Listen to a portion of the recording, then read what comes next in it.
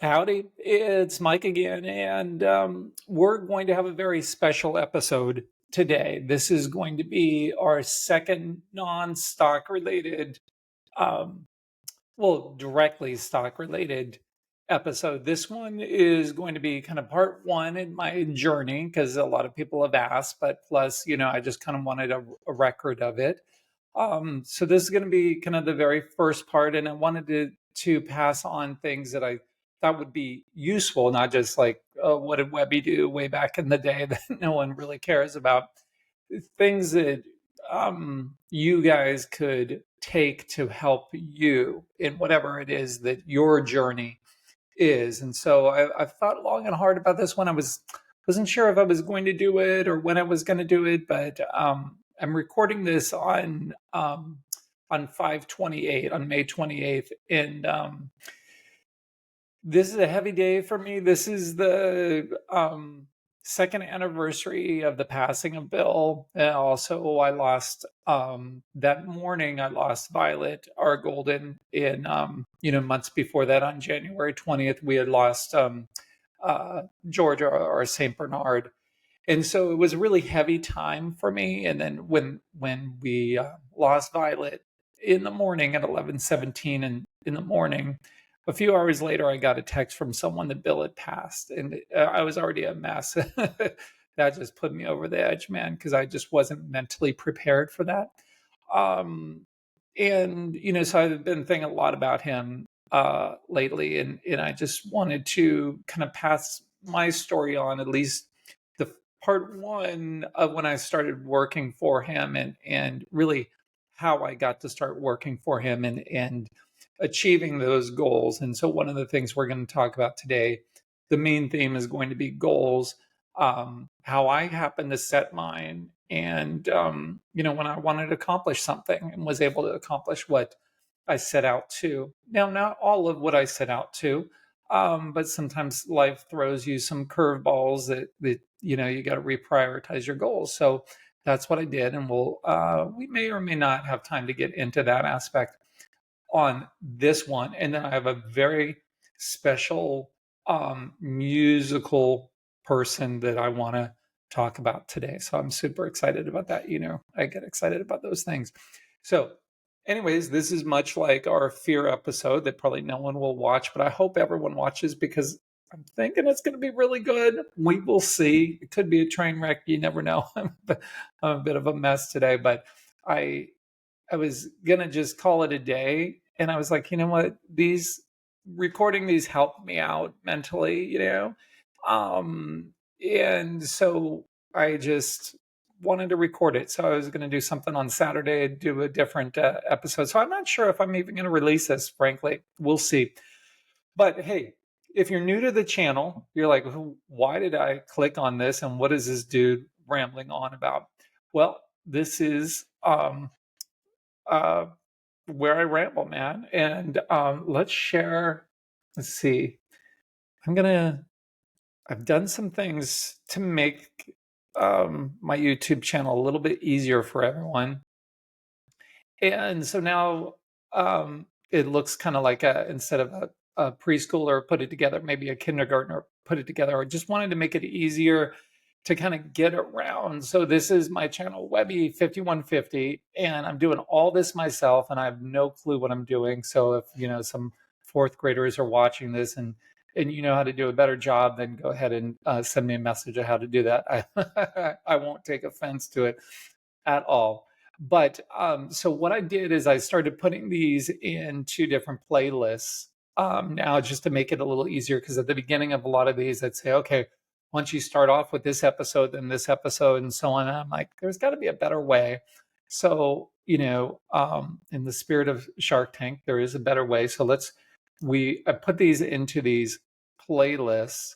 I got to figure out how to sort them, but if you want just all of them, I put them down here in this podcast, the podcast one where just has all of them there in order.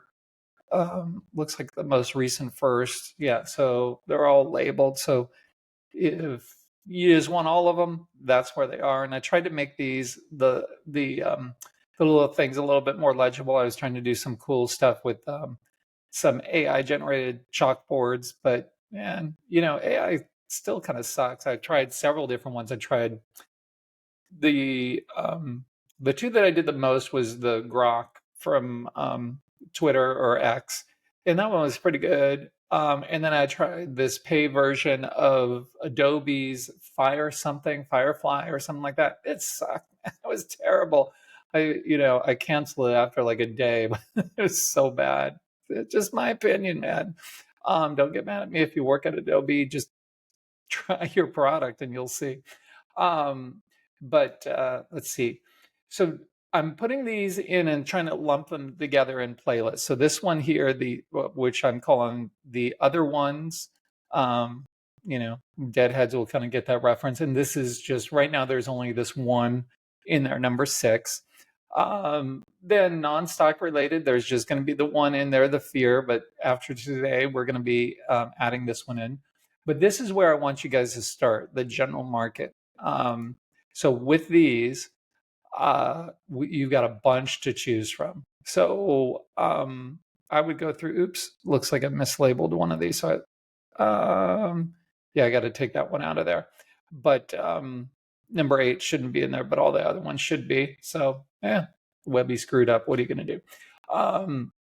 Then the other one, the model book series, that is what you really should go through. And I would start with number 2, how to build a model book, and then do the rest in any order that you would like.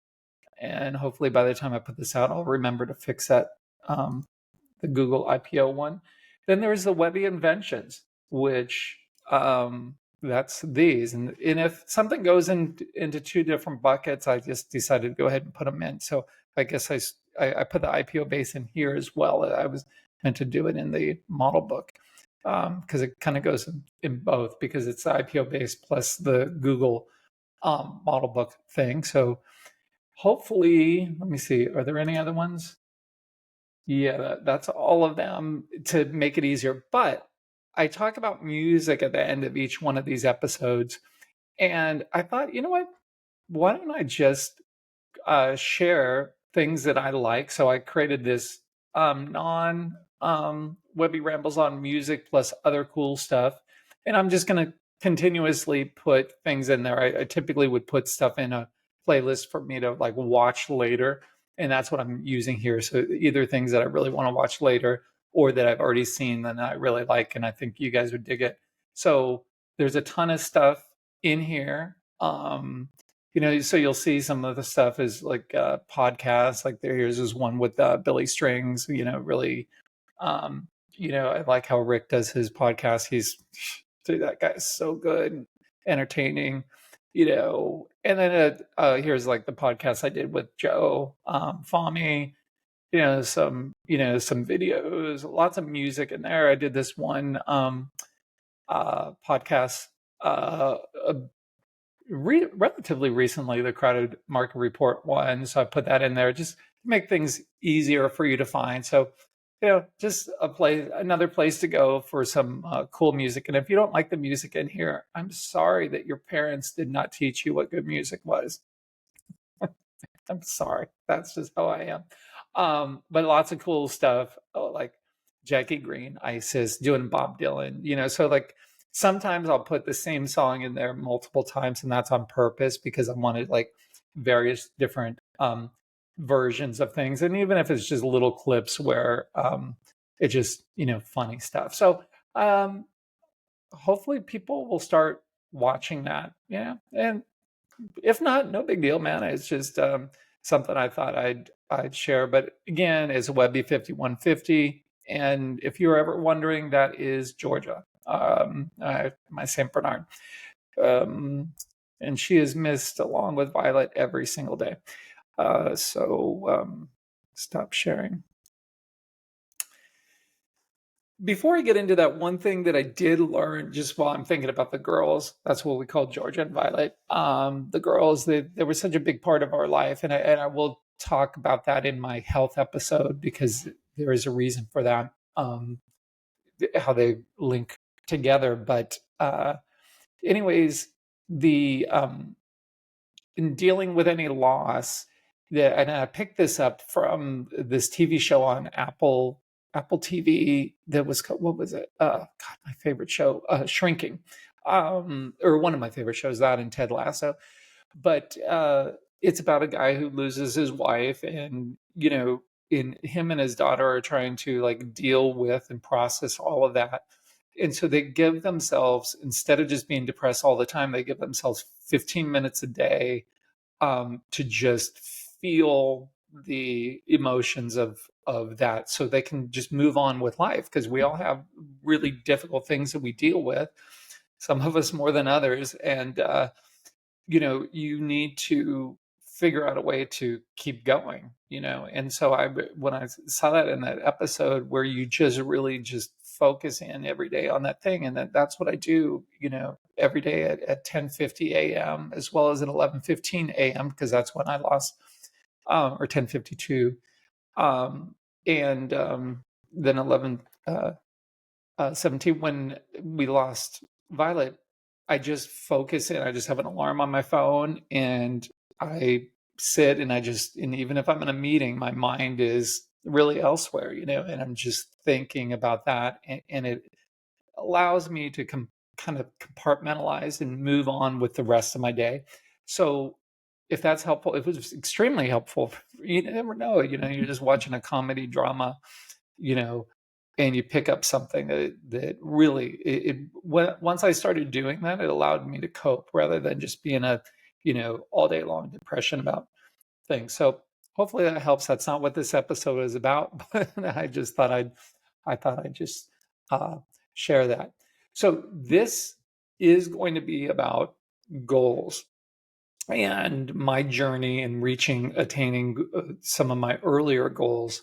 But before I get into that, just a little bit about this channel, in case you don't know, if this is your first one, that there's really two reasons why I have this channel. One is for you. I wanted to have a resource out there that was free, because I know there's a lot of people that have money to spend on education, and that's great. And I think, you should get paid for education. I should get paid for this stuff, but I'm making a conscious decision to put this out for free, because I'm aware that, there are a lot of people that aren't in that position and need the help. It's like, once you've got money to spend, maybe you don't, that's a little bit different. But when you're starting off and you have no money to spend, like I had, when, like coming out of college with no money, and I'm going to get into that in a little bit, you know, it, every dollar was worth something. Like, it really was worth something. I mean, I remember, you know, not being able to wait for Wednesday night because our pizza place offered a large pizza for $3.33, man, and you can make that stretch for a couple days. So like, that's how, tight things were. And I think that's good. I think everyone should go through that. I feel really bad for people. I know people who were, gifted a bunch of money or inherited a bunch of money when they were young, and were brought up with money, and they have no sense. Well, I don't want to put it that way, because they're not all that way, but most of them that I've dealt with in life just don't have a full sense of risk management, because they've always had money. So it's very hard. It's not their fault that they were born into money. It makes it very difficult to really understand what a dollar is worth. And when you've had none, like absolutely nothing, and negative net worth, that you really value money, and then you realize, you've got to work for it. And that's what this channel is about, is ways of making it, that learning curve that can be very steep and long, to try to make that easier for you, in a free capacity, and so that was important for me. Now we've got a lot of cool free stuff at IBD, as well as a lot of cool paid stuff too. And this is not in competition with any of that this is just, me doing this when I can't, I could never do this episode at IPD. No one wants to sit around and listen to me because they would have to edit it. So I have to be my own editor, which means this is why I don't edit. I just put it out as is. So you get to see me screw up everything all the time. And that's fine. That is what it is. But anyways, I just wanted something for you because that's very important. I'm a big, strong believer in karma. And you don't do good things to like go, okay, I'm going to do $10 worth of good things and hope to get 10 or $11 back. No, you just do good and hope that makes the world a better place. And this is my interpretation of it. And that the more good you do, the more likely that good things will come back to those around you, your family and friends and people that matter, and hopefully to yourself as well. I'm still waiting for that to happen to me, but we'll see. You don't ever give up. And then the other reason, and it's really kind of 51.5% one and the rest in another, is for my kids and future grandkids. And my twins are 23 right now and extremely busy starting their careers that have nothing to do with trading. And if they ever decided to start trading, whether it was years, decades in the future, and if I wasn't around, I wanted to have something for them from me. Like I've spent my lifetime learning the skill, and I wanted to be able to pass it on to them if they want it. Now, if they never want it, that's fine too. Um, but I'm hoping that they will let their kids watch this. My grandkids, and then they might be interested in trading, or at least learn some random stories from grandpa and realize, boy, that guy could talk. I wish I met him. So who knows? I figure at 23 they'll probably, as soon as they'll have kids will be like 7 or 8 years from now, but you never know. But anyways, so that's what it's for. And so when you hear me just going off on stories and you're just thinking to yourself, why, Mike? Just shut up and just get to the point. Well, it's because this is my way of also talking to my kids and grandkids. And I knew that if I just stuck this on a computer or something, that it would very easily get lost or maybe be password protected and they wouldn't realize what password I would have used, but I think they probably could have figured it out. But so I really wanted to have something, and it just, I don't do something halfway, man. If I do it all the full way. So I'm like, oh, I'll just do a full podcast. And in the future, I'm going to start having guests on because I think it would be fun. Everyone kind of does interviews, and it's not going to be that. It's just going to be me and one or two people just talking, and maybe we'll bring up charts, maybe we don't, and we just see wherever it goes.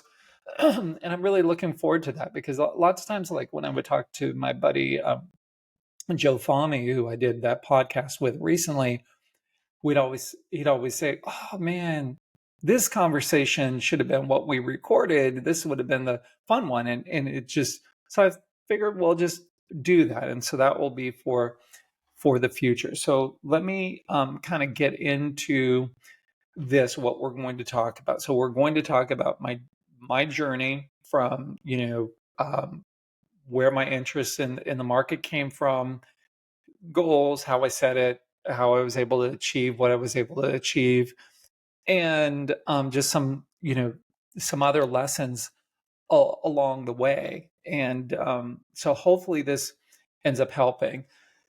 So everyone has different levels of interest or what have you in the market. Mine started young, and I don't remember exactly when, but my father, as he had spent 20 years in the Marine Corps, and when he was getting out, and what that would have been like 88, I believe, because I think he joined when the Vietnam War was going on, and he was not drafted. He chose to go in and spent 20 years, and that's a big deal for our family. And I really thank him for the service and the sacrifice that he made for our country. And because that's a huge deal. Like, we would not have this great country if it wasn't for people like him who are willing to sacrifice what they have to sacrifice. And it's a big deal. Like, if you know military families, like, they have to be deployed for long periods of time, even during peacetime. And it's frankly messed up. And they need to figure out a different way of doing that. I don't know if it's changed since he left, but that's not cool. You get it if there's wartime, but when it's not wartime, man, there's no excuse for that, man. But it is what it is, big sacrifices in military families. So if you see a vet or an active duty, thank him or her, because they don't get paid, um, a third of what they should get paid. And frankly, I don't think they should get taxed, period. Anything, federal, state, anything on their income, on their pension. But that's a story for another day, so I won't go down that rabbit hole. But man, I feel very strongly about that. But anyway, so my dad was getting ready to retire from the Marines and start his new journey in life, and he eventually ended up being a basketball coach and a high school teacher, and that's he did a lot of great things with that. And he, the Websters, we just don't do things halfway. We like go all in. And so that's why he attacked both of those as well. And then it ended up retiring early from that to be able to help raise all the grandkids. So I think he retired at, God, I forget what year that would have been, but man, he was young when he retired, because he just wanted to help my sister's kids out and my kids, my twins out. And that's beyond like what words are.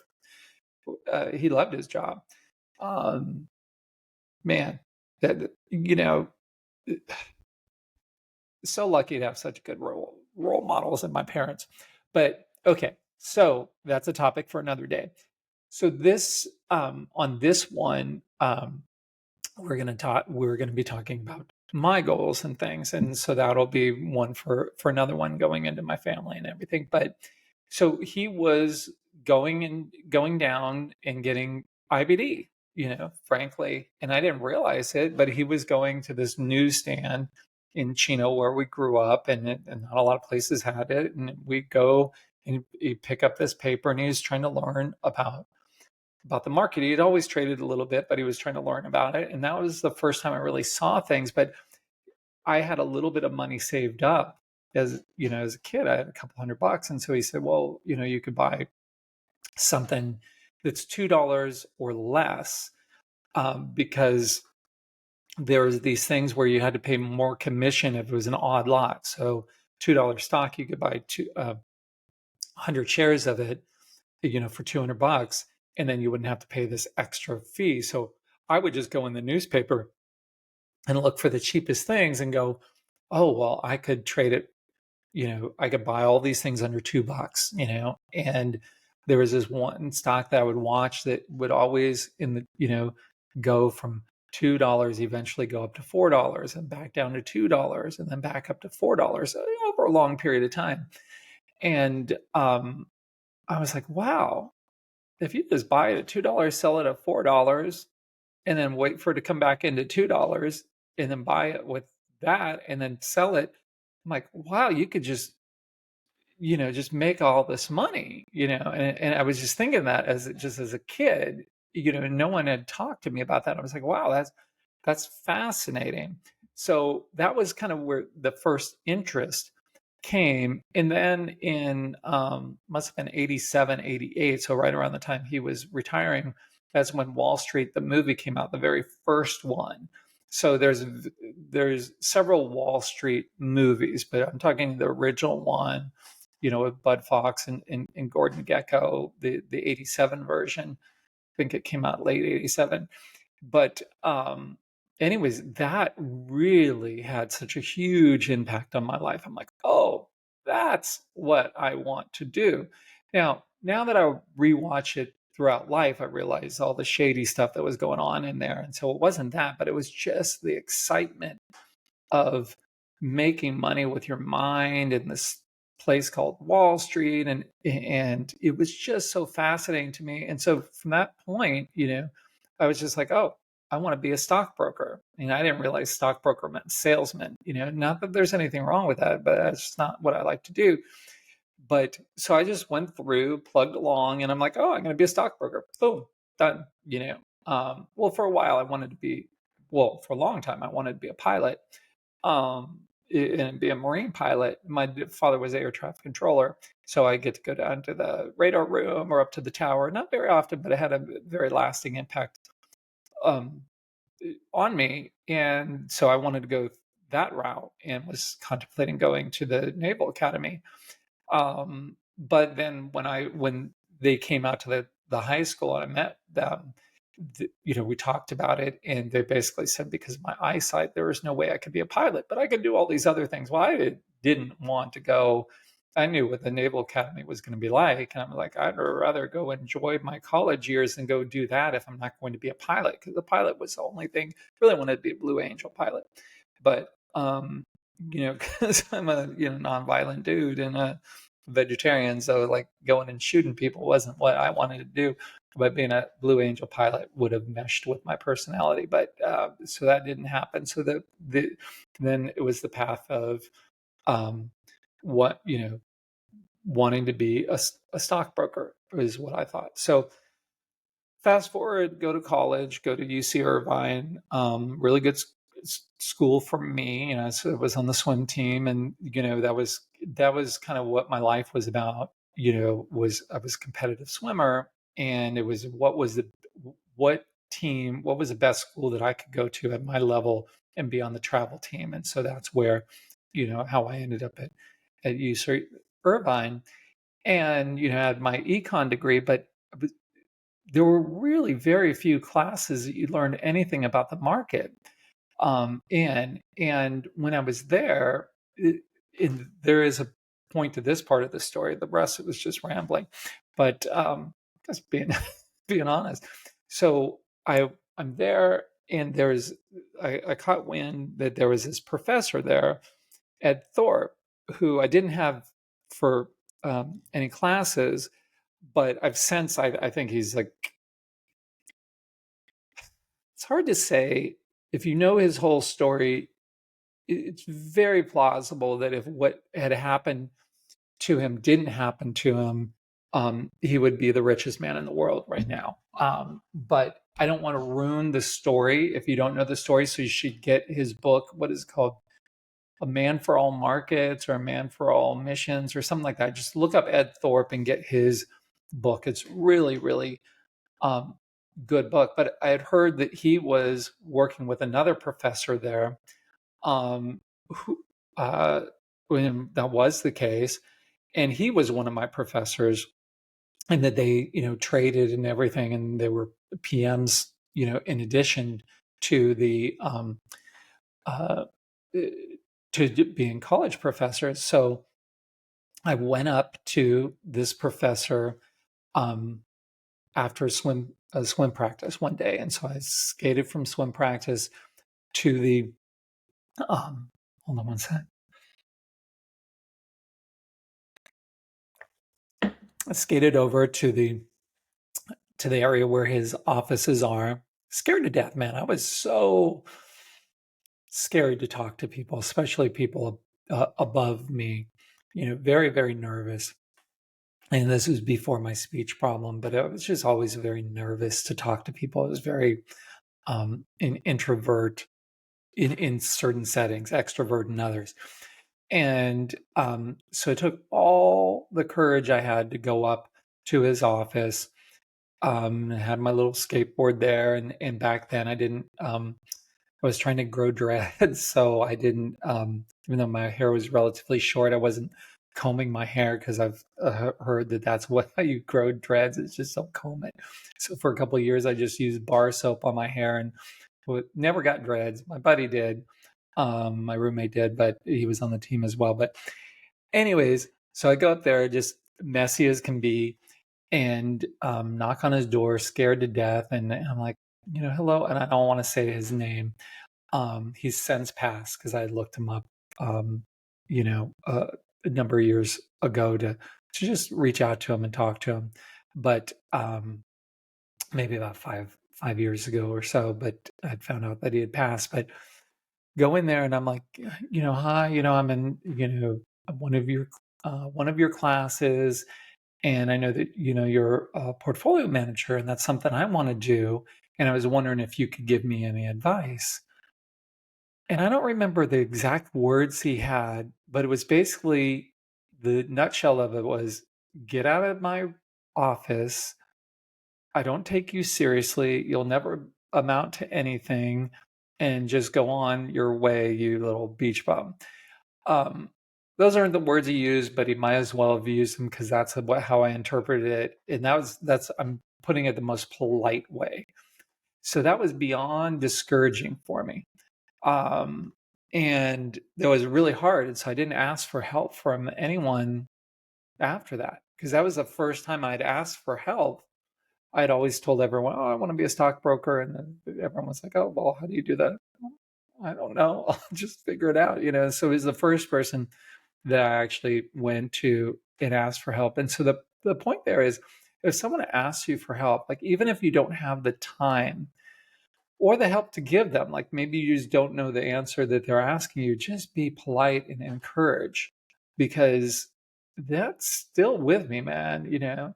But I used it as motivation later on. Like, that's what happens when something negative is, I mean, it hurts, but then eventually that'll turn into fuel for me. And that's, if that works for you, try that as well, because the reality is you're going to have negative stuff happen to you in life. I'm like, man, if I told you my real life story, you just frankly wouldn't believe that I'm still standing, man. But so you deal with obstacles in life, but you've got to figure out a way to take that and just be like, okay, if that person said I couldn't do it, well, I'm going to show them, you know, and or however you want to turn it around to use it as fuel. So that was the first time I asked for help, didn't get it. Fast forward, I go through, and you don't really learn much in college, frankly, that you're really going to use, at least for this skill. Like maybe if you're pre-med or something like that, that it's actually helpful. But, economics is very interesting to me, but it doesn't teach you how to pick a stock and where to buy a stock, how to manage a portfolio, what the risk is, and they had us reading silly things like, Random Walk on Wall Street, that basically said technical analysis is mumbo jumbo and all this type of stuff. So it was really hard to, get behind. And Bill would always like laugh, and he would, when we would talk about professors, and he would say, well, he never met a successful professor. Well, that's not true. Successful in the market, because Ed Thorpe is better than anyone, man. Look him up, man. That guy, genius does not, they've got to come up with a better word than genius for him, and he's still around. Boy, would I love to meet him one day, man. What I mean, you know, he's up there, man, in my book. But anyways, he also wrote. He's the one who invented card counting, essentially, for blackjack. And I wasn't going to talk about this, but might as well. So I had read his book, what was it? How to Beat the Dealer. And it was on card counting. And for a while I was obsessed with card counting. And when I get obsessed with stuff, I get obsessed. And so I would just have a deck of cards with me at all times, and I would just be counting them. And then my goal was really, I just thought it would be fun to go to Vegas and get kicked out of a casino. Like, this is before I found out like they could like kill you and stuff like that back in the day. And you got to read his book to find the story behind that. So I learned, and what I do is I go to Vegas with like on a shoestring budget, and I would just pay for my trip. And that was my thing, is just be able to go to Vegas. As broke as could be, I'd leave $20 in the glove compartment for gas money for the way home in case I busted out. And I'd go there, and it's a grind. Like anyone who's counted cards realizes it's not like you just printing money. It's like you've got to put in the hours, and you've got to stay sober. Like you can only drink water and stuff because you've got to be on your game. But I was in this one little place, and I think it was called Little Caesars, not Caesar's Palace, but Little Caesars is this really little place on off the strip, and I could have the name wrong, but it was like a hole in the wall dive, but they had better rules for a blackjack or 21. And if you understand, like they make a little change in the rules of like when the dealer hits or stays or surrender or insurance, all this stuff, that it changes the odds enough that most people don't care and they just want to go gamble at, normal Caesars. But I was off at this place and then was playing there for a while, doing well. And then the big dude, whoever the big dude was, but you could tell he was a big dude, he came over and he sat down next to me. And it was clear to me that he was like telling me, get out. And I forget what he said to me, but it was very clear, like, you're counting cards, get out of here before bad things happen to you. And I was like, oh, I won. Like that was my way, like that was my goal, was to be so good that I got kicked out. Now, in reality, what they do is they realize you're varying your bet size, and then it becomes obvious, even if someone isn't counting well, that's what happens because and it's a lot like trading. And I think if people learn how to either do poker or blackjack or even craps or things where you have them, or anything in the casino, just knowing that it's entertainment, right? Like unless you're doing poker or blackjack and counting, that they have the advantage, but it'll teach you skills of realizing you could be really good at your craft and still just lose, or you could make a bunch of mistakes and just win. And you'll see that if you're in Vegas. So you realize that there's luck involved, good luck and bad luck, but also how to um, temper yourself. Like if you're going on a run, you realize, okay, this isn't going to last forever. Or if you're doing poorly, it's not going to last forever and all that stuff. And so it is a good skill set that I learned early on. And I go to Vegas as often as I could. And it is it's something I do now, but just with a tiny, tiny amount of money, because I just realized that, I don't even remember basic blackjack anymore. I had that stuff etched in my brain, but I had to purge it, because what am I, 53 now? Shoot, I shouldn't have my age. But yeah, I guess I am 53, and I was like, I'm not going to say I did it when I was 20 years old because that would be bad, right? Um, but anyways, that was a long time ago. So that was that time. I don't know why I got off on that. Oh, that was because that was Ed Thorpe, and I read his book. And you should, like, he's got his other book, like How to Beat the Market. I wouldn't read that. It's kind of like a little intense, but I would read his one that he put out, his autobiography. It's just fascinating. Like I cannot tell you how fascinating that guy is. But so now fast forward, I'm out of college and I go to work at T. Rowe Price Mutual Fund Company, and it's really glorified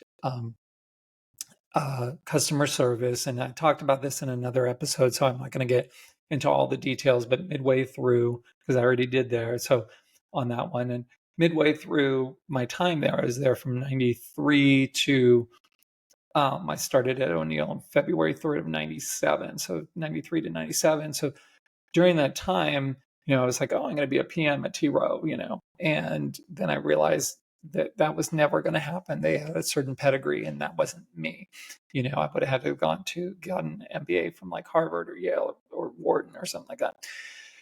So, anyways, started reading investment books while I was there. In fact, during lunch, what I would do is I would go over to I was in downtown LA, and right across the street was the library, great library, downtown LA library. And so this is before you had the internet and things, that I would go over there or certainly the way we think of it now, and do stock research. And they had this thing called Value Line, And, I would look at that. They had these S&P tear sheets and all this. So I'd research stocks over there, but I didn't really know what I was doing, but I thought I knew what I was doing. And then I got Peter Lynch's book, One Up on Wall Street, and that was a game changer for me. And everyone should go get that. Peter Lynch, One Up on Wall Street. And in a nutshell, what that tells you is to keep your eyes open for what you're spending your money on, what your friends or family or neighbors are spending their money on, and then investigate those companies. And so to this day, that's how my brain is wired. No matter where I am, I'm driving, I'm in a store, on a plane, I'm anywhere in a restaurant, I'm thinking, is this public? Is the products and services that these people are using, are they public? What's that stock? How does it look? Is it a good company, a bad company? Like, I'm just wired that way. So when I'm trading symbols, I like to trade things that I know and understand, and it gives me a big edge. And that's how Bill was as well. And in fact, when he was trading pick and save back in the day, and he held that for a long time. That was back, in the 70s and 80s, when he traded different than he did later on in life. But he traded Price Company, which is, think of Costco or Sam's Club. And then pick and save, think like Dollar Tree or Big Lots or Ollie's, a discounter type of like that. He would go on his way to work. He would drive by the pick and save, and he would count all the cars in the parking lot. Fast forward decades, and they have services that will put drones up and count cars and parking lots and things like that, and sell that data to hedge funds. Because everyone's trying to get an edge. But that's how he did things. So he was very much, and he was a big fan of Peter Lynch. And I remember him telling me that when he went to Fidelity, because Fidelity was our biggest client, that when he'd go into Peter Lynch's office, that Peter Lynch's was, just his office was just filled with all these annual reports and everything. Oh, which reminds me.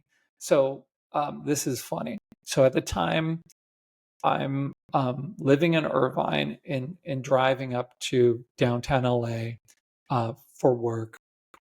And in the Wall Street Journal, they had this thing. So it was right after I had read Peter Lynch's book, and he talks about, balance sheets and stuff like that, and income statements, and that, and at the time I thought I knew what I was doing with them, and I didn't have any clue. But he would always talk about those in the 10Ks, 10Qs, essentially, annual reports, quarterly reports, and how important those were. And this is what I later on, years later, Bill had told me about how Peter Lynch's office was just filled with stacks of them. So Wall Street Journal had this thing that any company that had this little, I think it was like a clover or something next to the symbol, that you could reach out to them and they would send you their annual report or 10K or both. And the annual report is the nice glossy page, little booklet that they used to have. And then the 10K is just like the SEC filing, and it's just kind of boring, no pictures and stuff, so that they would send that to you. So I'm like, oh my God, this is a gold mine. I'm going to be the next Peter Lynch. So this is before I came across Bill's book. So I called them up for every single one that they had available. So when I would come home from work, the apartment complex would say, "Oh, you've got boxes," and I would have this big, like, thing, like when you see the UPS people with like pushing these boxes to my 600 square foot 1-bedroom apartment with my kid's mother. And I don't think she was thrilled. Frankly, I wouldn't be thrilled that the whole place was just filled with these boxes. And I would just go through the box at a time and take an annual report, and I'd take a little highlighter, and I'd do do math on there, thinking I'm knew what I was doing. And but those are the things you have to do to learn. Like, you have to do things the hard way to kind of learn what's important, what's not. And so there are all these boxes, and I'd go through them. That's what I'd spend my time doing. But then Now, fast forward a little bit, I was really, getting into things, and we went up to a family wedding up in Napa Valley, and we were there early, so we decided to go to Robert Mondavi. We all liked, my family liked Robert Mondavi wine. I liked Robert Mondavi wine, and for a while I was into wine, and but I couldn't afford much wine. It was like $2 Chuck and stuff. If you know what Trader Joe's is, I don't even know if $2 Chuck is $2 anymore. Probably not. But it used to be this decent wine for cheap people, poor people that they could get away with. But anyway, so I go to Robert Mondavi Winery, and we take this tour, and I am blown away the whole time. I'm just thinking, oh my God, this is the most well-run place. And I would listen to everything that they would say, and they had this new invention on the bottle, and that they put it like out a little bit, so then when you poured it, it wasn't, it wouldn't spill, and like they were really forward thinkers. And I was blown away. Like, I could not wait to get the annual report. So I go back home after the wedding, and after the weekend, and get the annual reports for them, and I go through, and I'm like, this is the best thing in the world. This is my my Peter Lynch move. But it was a $7 stock. So remember what I had told you about that $2 stock thing, that and I still have that $200 that I'd saved up as a kid, in my little bank account down at the El Toro Marine Base. And I had this so I had the $200 to my name, and that was it, because I was actually spending more money every month than I was bringing in. And even though I was being very tight with my money, it just was what it was. And so I'm sorry, it's a long day for me, man. It's a hard day. So I'm sorry, I'm rambling on more than normal. But the whole thing was, it was $7, a little over $7. So I would have needed $700 to avoid having to pay the odd lot. Odd lot is anything under 100 shares, or anything not in 100 share increments. So if I bought 99 shares instead of 100 shares because I didn't have enough for the 100, then I was going to have to pay even more in commission. And back then it was probably like $30 or $40 for a trade. So that's a big percent of what you're doing. So if you're putting $200 to work, and $40 of that is commission on the way in, or even more than that, and then back out, I mean, just do the math. That's not, that's not good. So I was trying to raise money to get the full $700 so I could buy the round lot, not because it was an ego thing. It was just a money thing. So I had the $200 in the bank account. I went down there and I got that out. That was hard because I'd saved that from when I was like in elementary school, because I was a saver, not a spender. And then I was looking for anything else that I had of value, and I had nothing of value. I had this guitar that I had gotten for 7th grade or 8th grade Christmas, and I had painted it to make it look like Eddie Van Halen's guitar, like this rug here. And that was before everyone else was doing it, and I did a horrible job. So I'd ruined this guitar that is still one of my prized possessions. It's not worth anything, but it was worth a lot to me. So I couldn't sell that because no one would want to buy that. Like, I'd ruined it by doing that.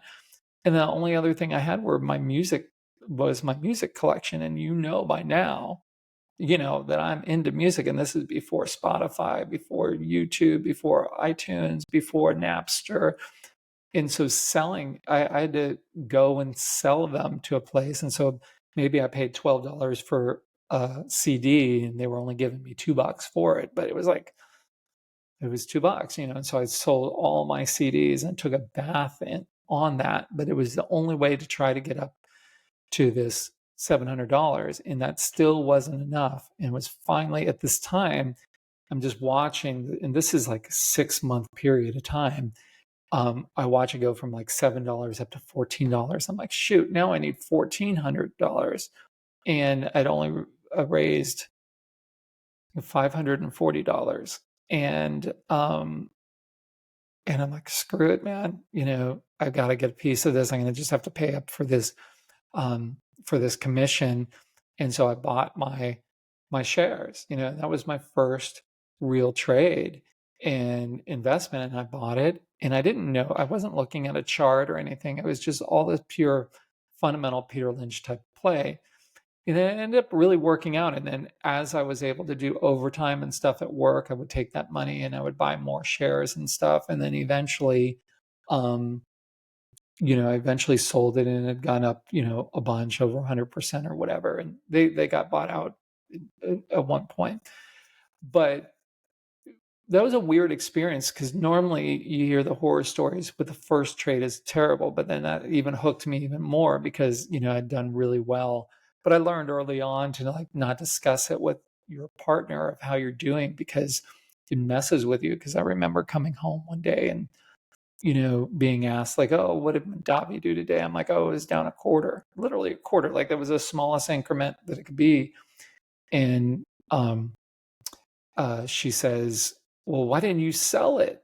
So I realized, okay, and I'm sure a lot of spouses can relate. Like, trading is hard enough as it is. And then having someone that well-intentioned or not well-intentioned doesn't matter. It just doesn't help make the decisions any better if you're worrying about someone else. So try to isolate yourself and you could be kicking ass in the market, man, but act like you're not. And you could be getting killed in the market, but act like you're not. Just try to keep it even keel because that'll help with. I see so many people make so many mistakes when they're really high, like they're doing really well. And, when you see people high-fiving or like, oh, talking about, what they're going to be doing with their money, man, that's a kiss of death for the market. It really is. Or when you really feel like you can't trade your way out of a paper bag, which happens to me, man. It happens to everyone. And I'll do something on that because there is something that I learned how to deal because so many times where I just could not trade right. And there are techniques to use to help get your confidence back because it's really about confidence and you need to have confidence in the market, not overconfidence, but a proper level of confidence in an awareness of your skill set of where you are, so don't be, your first year trader and think that you're going to be as good as, someone who's been doing it for decades. Now you could trade better than them and you might trade better than them because you don't have any war wounds, right? But you don't know that stove is hot. So you can be messing around near the stove and whereas the veteran person isn't going to be next to that stove. So you've got to be careful. It's really dangerous when someone does really well out the gate. And even like when with the Mandavi trade, even though it was well thought out, like I knew nothing about the market. I knew nothing about the timing of the stock. It was just, I thought that they were great fundamentally and they had a great product and it was priced right. And then, I would go and they had all these different levels from their cheap stuff to their mid stuff to their like Opus One, higher end stuff and everything in between. And I was like, really thought they did a great job but still I got lucky because I could have been noticing that same thing right before 1987 crash or right before 2000 top. So there's luck involved, like I was talking about with going to a casino or something. There's luck involved, and it's important to know that good luck and bad luck. And a PM that I used to work with a long time ago used to say that given enough time, luck will work itself out in the market. And I do believe, that to be, a true thing that for the most part. But sometimes you just get people, you just see, man, those people just are lucky as can be. And then some other people you just see just unlucky, unlucky, unlucky. And it's weird thing.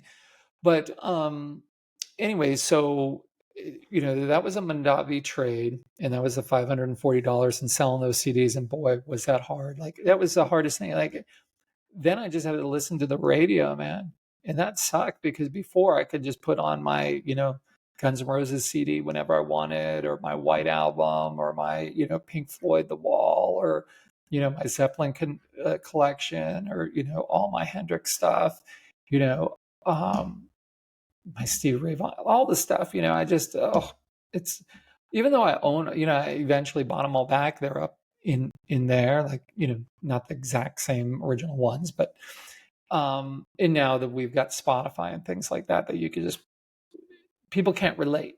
Like, if you didn't grow up during that time, you don't understand what a sacrifice that was. Like, imagine you sacrificing your smartphone and you can't buy a new one. Like, that would have been easier. That would have been a lot easier for me than giving up my music collection. But so you've got to do what you've got to do in life. And I know people who got inheritance, you know, um, from people in the gall of someone who said, "Oh, I only got $20,000 or $30,000 inheritance," and they're like a 20-something-year-old, and this is back in the '80s, and they're like, "Oh, I only had that much," and like, dude, you know how lucky you just got? You got this money at the beginning of a bull market, and you have no sense of really what it is to scrounge, man. So, I, that's a big topic, man. That's a big topic because in a lot of ways, they have a lot of is really hard if you don't understand the value of money to understand risk, risk in the market, because having to make that back. And I got a question from someone recently. They were 20 something, and they had money, and they were starting to trade, and they were saying, okay, well, I'm going to put more money from my savings in there. My response back to them was, well, if that was savings that you earned, like maybe you had a paper route when you were a kid, and like that's what Bill did. He had a paper route from when he was a little kid, and he grew up dirt poor, like dirt poor, and always had jobs, and that's how he saved up money. And so if you saved up that money and you've earned the money, then my response to the person would have been, go ahead and slowly start moving that money into the account as you prove yourself. Like, have some set rules, like as you make and keep 5%, then journal over 5% of your savings, or something like along those lines, where basically don't just dump a bunch of money into the account, just make it gradual and methodical. But if it's inheritance, or you just have a bunch of money because you've had an easy life and everything, well, that's good for you, but not good in the market. So my thing was work and get a job and take that money and put it in. Because if you go to your job, because I remember my first job as a swim instructor when I was 15 and a half, I think I was making $4.25 an hour, before taxes and all that stuff, withholdings. But then you realize, you start thinking, okay, if you go to buy a CD, okay, that's how many hours of work do I have to do to buy that? And it's the same thing then in the market. If you understand what it takes to make $1,000 or $500 or $10,000 or $100,000 or whatever the amount is, if you understand the amount of work that goes into that, you're going to treat that differently. So really think about that. So when you're trading money, if you were lucky enough to, be given a bunch of money or whatever, or inherited, or, got a bunch of money in a divorce or something like that, you're really at a disadvantage. You want to be careful with that. I would take that money. This is not investment advice. I'm not an investment advisor. Can't give investment advice and all that stuff. This is for the reasons I said, as well as a sleep aid, like, boy, Mike is babbling. He has said nothing. He's been going for an hour. I'm sorry. And maybe I won't release this. I don't know. But anyways, really go and earn money some way, somehow, and then take that earned money and trade it, because you're going to look at it completely differently. Or if that's just not feasible for you for whatever reason, then just take a small portion of that let's say you inherited $1 million and you can't work for whatever reason. Take like $10,000 of that and just trade until you learn lessons and you can make money. Then set out and say, okay, well, if I can take this $10,000 and turn it into $11,000 in a logical way, then I'm going to take 5,000 more from that $1 million and put it over there. Like, try to learn a skill. You're not trying to make money at first. You're trying to learn a skill, because the money will come once you learn it. But otherwise, you're going to get that luck, bad luck or good luck. And it's great if it's good luck, but you can't count on that, right? You can't count on luck. So, anyways, fast forwarding, that, and again, I let my mind go off on tangents, because you never know when there's something important that will come from it. But also, these are stories for my kids and grandkids. So I just, if I'm thinking it, I might not get another chance to tell this story. So I want to, I just want to document it somehow. So go forward. And then I'm really getting into, uh, wanting to be a PM. Like I wanted to be a PM, but I was like going along just thinking it's just going to fall in my lap. Like I just was not, I was motivated, and I was a hard worker. I was always a hard worker, but I just did not have a direction, and I didn't have any guidance, which again is why I'm doing this, because I had no uh, compass to point me in the right direction. And I was like, well, I'm going over to the library every day at lunch, or most days at lunch, and what if I got books, and it, for Christmas. And so I asked my parents um, for some books, and I'd gone down to Barnes and Noble one day, and I was just sat there with all the books to make a list for them. And when I came across this book, this edition, the second, the red one, that I was like, oh my God, this is all makes so much sense. I was reading, going through, just sat there. I was reading these other ones, and I was like, oh, it's not for me. But this one, I was like, oh my God, this just made so much sense to me. So then after I read the book, I was like, I need to work for this guy, period. End of story. This is who I need to work for. So that was I got that book, Christmas '95. And I'm like, I need to work for him. There was no plan. There's no plan B. I need to do everything I can. And so whenever there was a job opening there, I would put my name in for it. And so the first time I didn't get a call back. Next time I got a call back, and I think there was like 3 interviews plus a test, and I got the job.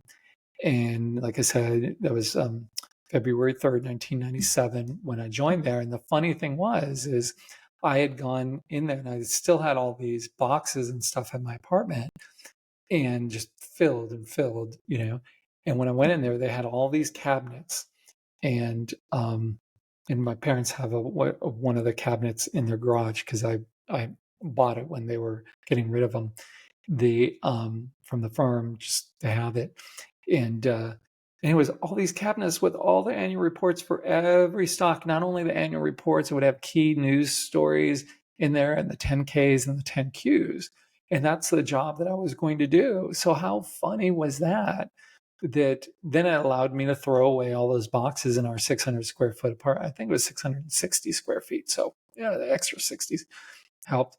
But in that, I was like, what a gold mine. All these, like any company I wanted to research, I could go in there. Then later on, I found out that that's not where the real answers are. The real answers are in some basic fundamentals, but also, most importantly, the stock chart.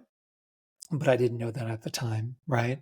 And so was able to get rid of those things, and that now I'm working there in the research department. And so that was step one. And then I wanted to be a PM for him. And that was my only plan.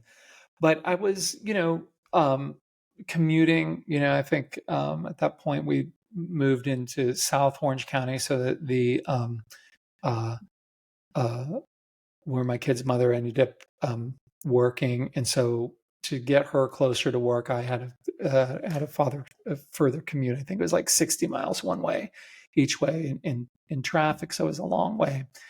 And there's a point to this. I had my little Honda CRX that my father gave me. It was actually his retirement present, but to himself.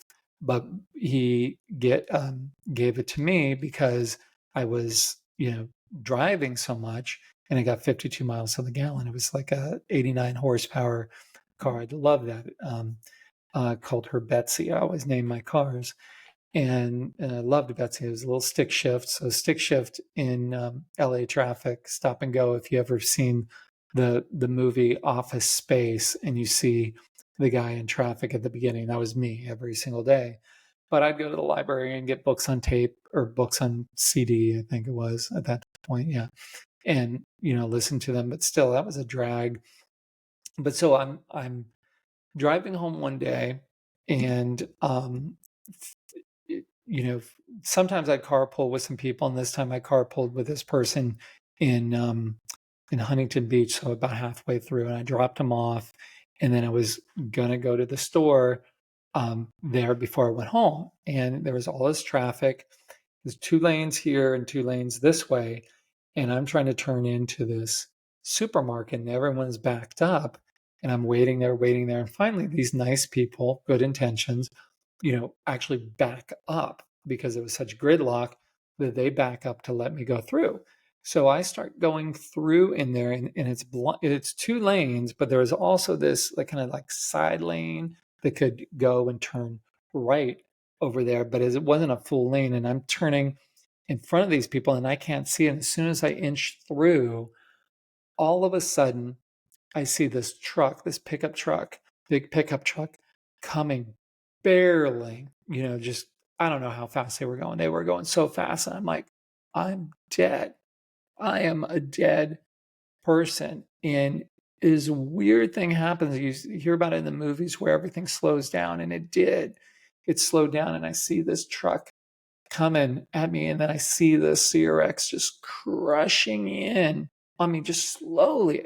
It makes no sense to me now. I don't know if this is just me thinking back and putting pieces in, but I swear to God, like this is how I remembered it then, and still now, and this is coming in, and it's coming in. I'm like, I'm dead. I'm this is how I go. And the whole right side of the car comes in and like stops like just right here. It's all crushed in. Imagine a truck getting, you know, the small little two-door, two-seater Honda, tiny car, and just crushes it in. And somehow, by the grace of God, I wasn't really hurt, you know, and I don't know like how, because a week later or whatever, I went to the junkyard um to get my personal effects out of it, and I saw the car. I'm like, how did anyone survive that? Like, I just made no sense, but it was just like this bubble around me that just protected me, like it wasn't my time, and it was really heavy. And I remember going there, after we exchange info, and I place a call to my kid's mother, and this is before the kids were born, and for her to drive up from South Orange County up to kind of North Orange County to pick me up.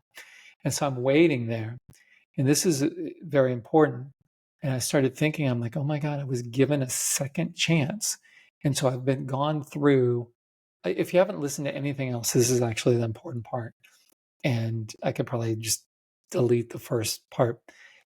So I'm sitting there after I've been clearly given a second chance in life. So this is the luck part. So I was lucky and didn't feel lucky at the time because I was, my neck was hurt, and, I was sore, right?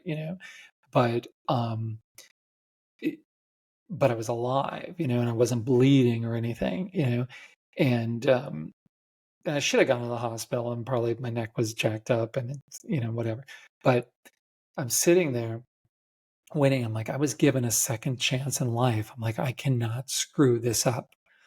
And that was the biggest turning moment of my life. I said, and I don't know if, I don't think I had read it before, but I just said, I need to write down my goals and what I want to do. And so my goal was, and I have this little notepad. I can't find it. I've been searching for it because I know I wouldn't have thrown that away. And I wrote down, be a PM for Bill, right? And that was the one goal. And then I thought, okay, well, that's very abstract. Like, how do I do that?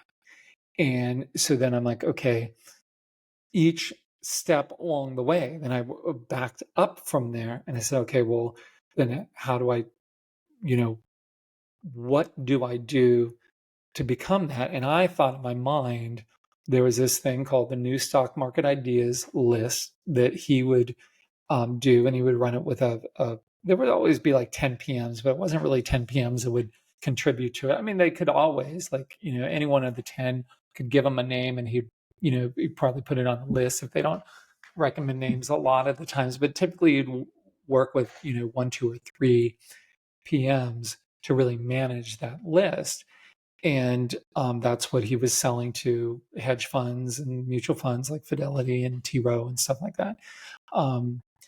And so I thought, okay, my goal is to buy stocks before they get put on, because that will be my way of proving to Bill that I know the system, that I've learned the system, and that I can actually do this. And so then that was the next goal, was try to get what I called Nesmid, try to buy it before he bought it. And then up from there was other goals, like just very basic goals of like, okay, I need to look at X number of charts a day. Like back in the day, I was like, I need to go through a certain number. So some of the stuff didn't really, well, that put me on a work ethic. Like I've said in other ones, like, daily I look at least 5,000 charts, probably a lot more than that in most days. But, and that's something I've done forever, like decades.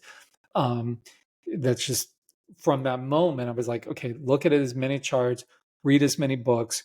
But then I had a very set dollar amount. I'm like, okay, then I need to make X amount in the market. And then I made it, I said, okay, I want to make X amount for the year, then for the month, for the week, and for the day. And so I boil it all the way down to that. Was like, okay, every day I need to make X amount of dollars. And then I backed into how to do that. So I had my big goal to be a PM for Bill. And then I had all my little goals that would lead me to it. Like I really sat there, as I was, luckily, I had to wait forever for her to get up to pick me up, because it's a lot of traffic from South Orange County to North that time of day. And I'm pretty sure it was a Friday. And anyway, so I've got all that. And then I'm like, okay, well, being a PM for Bill isn't really the goal that I want. I want even more than that. I want to be his protege. I want to, I want to be uh, his best PM. And then, so I wrote that, and then I put on there, just never got to this one. I put on there to be the best trader of all time. I wanted to be Livermore, and that one got derailed with life, because sometimes you got to put life in.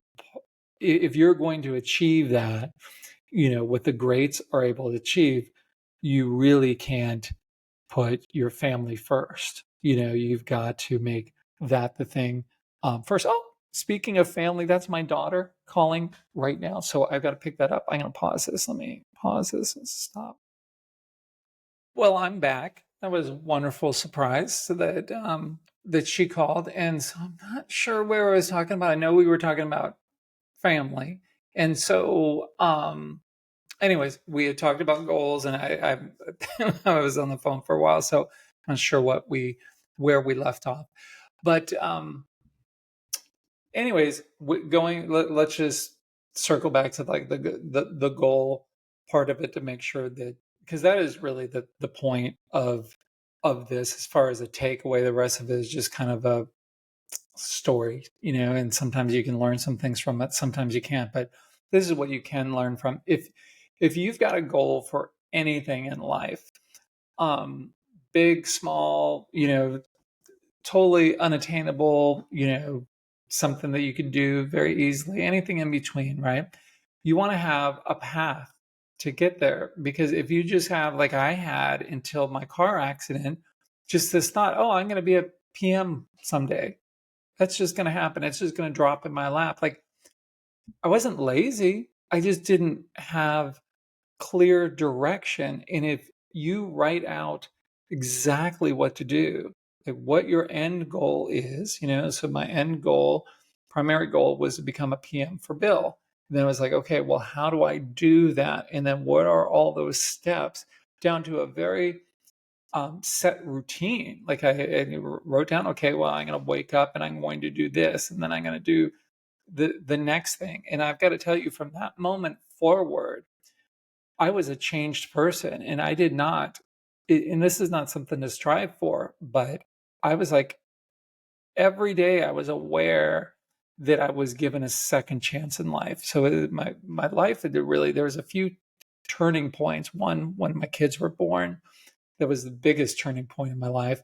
But professionally speaking, it was that car crash, that when that happened, and the moment I recognized, like, I was just given a second chance in life, that I was not going to waste that. And then I spent all my waking time towards that goal. Like, I did not mess around. Like, you have no idea.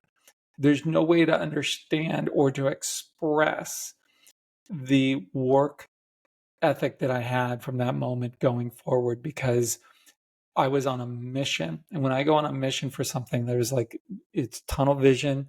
It's that one thing. Now, maybe I have Asperger's or something, like, like, if you look into that, a lot of, it is what it is. I don't know. Maybe I have it, maybe I don't, but the ability to focus, you know, on something very specific. And so my focus was going to look at as many charts as possible. I was going to give very precise buy points, and I was going to buy these stocks before Bill put them on the list. And that was my goal every day. So my specific goal every day was, I wanted to make X amount of dollars in the account.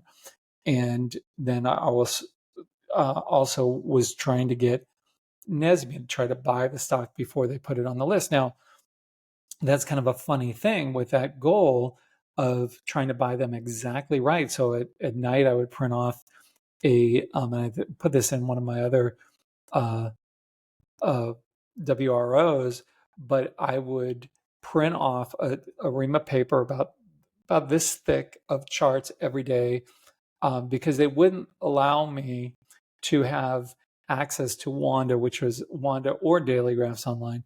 But that's a separate topic. But Wanda, which is really what I needed, um, at home. They would not give me the code. It wouldn't have cost them anything. But people with their power trips, they knew that I worked, lived really far from work, and so they were trying to make it as difficult as possible. But one person, really nice guy, allowed me to use his Wanda at work, and as I would be getting ready, like an hour before I was going to leave, I would print off this ream of charts. And there was this way in Wanda, which is was the institutional version of what you guys know as market surge. Um, and I would run these screens, and one of the main screens was RS line at new highs before the prices at new highs. That was one of the screens, and then some other, stocks within 15% of their highs, and some other parameters. And I would dump them into this list, and I could hit one button, and it would print off a daily, weekly, and intraday of each one of these. And then I could just go over and pick up these charts before I left. And so when I would drive home, and now don't do this, and I'm so lucky that I didn't get in a car accident and hurt somebody doing this, but I would look at charts on my way home every day. And so I would take the charts and look at them while I was driving and stuck in traffic. And if it was a good chart that I wanted to look at later when I got home, I would put it on my seat. And if it was a bad chart, I would put it just on the floor. And so then when I got got home to the apartment, I would just go take all those ones from the floor, throw them away. I would take the other ones and I'd go through and do serious work on them, on each one. I'd have a daily, weekly, and an interday. I would use a 60-minute interday, and then I would take a ruler and draw on there the exact price that I was going to buy it, and then how many shares I was going to buy, and all this stuff. And then the next day, I would put in buy stops because I couldn't watch the market throughout the day. And so I would put in buy stop orders and have everything planned ahead of time. And that is, I was so um, like in the zone, man. Like, I'm not saying all the trades, certainly at the first part after the car accident, until I really started, a few things clicked for me. I was making a lot of mistakes. And well, one of the mistakes I made was I wholeheartedly believed everything he put in the book. And, at that 7% max loss. So I was trading some of the wrong stocks. So some thin stocks. And this is before Bill was talking about liquid stocks and stuff. He was actually focused on um, small capitalization stocks back in the day. And so I was looking at trading a bunch of thin stocks. I wasn't trading the Qualcomms or the Ciscos or the Dells or anything because I didn't think, based on my interpretation of what he wrote in the book, that that's what he was after. He was really after the small caps. And which, because that's what he said in the book essentially, but then that morphed over time. By the time that we worked on the third edition and the fourth edition, that changed. But so I was trading these thin stocks, and there was this one I remember that was Jack's Pacific, and they made like WWE little wrestling figures as well as these little toy cars, and I was just enamored with this company. And I would go to Toys R Us and I would sit and watch when people were in that aisle, like, which toy did they pick up and play with or whatever. Like, I was just so like still into the Peter Lynch thing that I thought that was giving me an edge. But it was this little $6 or $7 stock with a big spread. And so I put a buy stop in. And then as soon as that would get triggered, I put a sell stop in at 7% below that. And then I kept on getting chewed up, and I was doing it with too much of my account. I didn't realize the position size, like a lot of the things that you learn over time. And that's why I'm doing this channel, is to make those things that I had to learn the hard way easier for you. And so I would put in, because I was a tiny account, like too much in the stock. And then I would take a 7% loss and I'm like, oh, okay, that's just comes with the territory. And then I'd do another buy stop. And then it was in a range and I would just get chopped up. And so I had to learn a lot of lessons the hard way. But I was always following the rules as I understood them. But sometimes early on you think you understand the rules, but you don't, and you're doing it the wrong way. And so I was like churning my account and at times just getting chopped to pieces because of my position size that I was doing, plus just using those buy stops and the sell stops on very thin stocks with big spreads. You got to remember the spreads back then sometimes it could be like a buck spread. So you buy something at $8, you want to turn around and sell it, you're selling it at like $7. Like, you do that and you can lose a lot of money real quickly. So once I got through those learning curve things, and then I'd read Jarvis's book and Reminiscence of the Stock Operator from Jesse Livermore, How to Trade in Stocks, and then the Market Wizard books. But it was really the Jarvis and the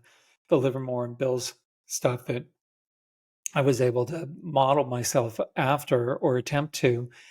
And then I started honing in on what it was that he was after when he put things on his institutional buy list. Kind of like think of like I do run Swing Trader right now with Justin at IBD, but those are very short term. And this was for institutions. So it was like the polar opposite of that, like not even what Leaderboard does with those guys, Ken and Dave. They're doing more things from an orthodox standpoint. But this was institutional. Like it was, you're buying and you're trying to hold it for a much longer period of time. Certainly than anything we do with Swing Trader, but it was still the same concept of buying a stock and and kind of treating it like a portfolio and everything.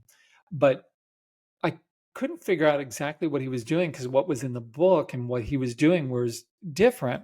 So I was like, okay, and this is another learning thing. If you're going to do something, go and study what it is.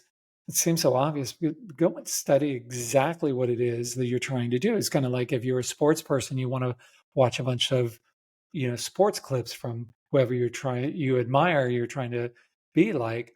Well, with this, the Nesme book would go out once a week, and it was about this thick or so. It was however many stocks were in there. There was a daily chart on one side and a weekly chart on another, and then in the back there were stocks that were like what stocks should be shorted or avoided. But the bulk were in this in the long side, in a daily and a weekly, and it would point on there where they bought it, and then the week that it was removed, it would have an arrow and where it was removed. And these would end up in the recycle bin because everyone would get it each week and they would just take their old one and put it away. And you got to remember, this is before there was like online charts the way we know of now. I mean, this was back when, a lot of the work, most of the work, even though there was Wanda and Daily Graphs Online and things like that, most of the work was still done in these book formats, at least at the firm. And it took a while to get into the fully online and off of the books, because the books really, there's something special about that. That's a topic for another day. But these books would end up in the recycle bin. And I said this on one of the early podcasts, that what I would do on my way out, and back then I had to wear a tie every day to work. It was one of those gigs, everyone wore a tie and the women dressed appropriately, for comparably. And there's this trash can, this big giant recycle trash bin. But even though it was just supposed to be for recycle, people would put trash in there too. And I would go, and it was around the corner, and I would try to do it when people weren't walking by, but sometimes they walk by, and I would just be stuck in there in this big bin, with my tie. And I'd learn to like stick my tie in my shirt or flip it over and be like almost like dumpster diving really for these books. And then I would get these books, and then I would bring them home and then study them. And that's all I would do, is just study these um, these Nesme books of where did Bill put it on and where did he remove it and what was he seeing. It was great that it was a daily and a weekly, so I could relate to, like, okay, this is what it looks like on a daily and this is what it looks like on a weekly. And, this is what I was after, is what does it look like right before they put it on? Because that's what I wanted to go after. So I saw where the arrow was. I'm like, okay, this is what they're looking for. What does it tend to look like the bar before that? Um, and so that's how I learned my skill of, Bill never sat and taught me or anything. I just sat there and I would dumpster dive. And there's this thing that I've got on my, I don't have my laptop handy. Do I have my laptop handy? Hold on. So here's my older laptop.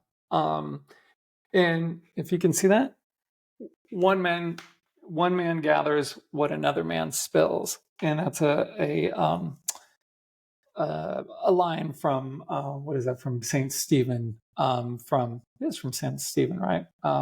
Any deadheads are correcting me right now if I'm wrong. A Grateful Dead tune, and that's really, sums that time up. It was like, these people are just throwing this stuff away, and I'm just taking it. And even though they thought it was just old information, it was like gold. It was the way that I learned. So I just studied Bill. And then fast forward, well, I'm jumping ahead, but after I became a PM, I had access to the archives, which most people didn't have access to.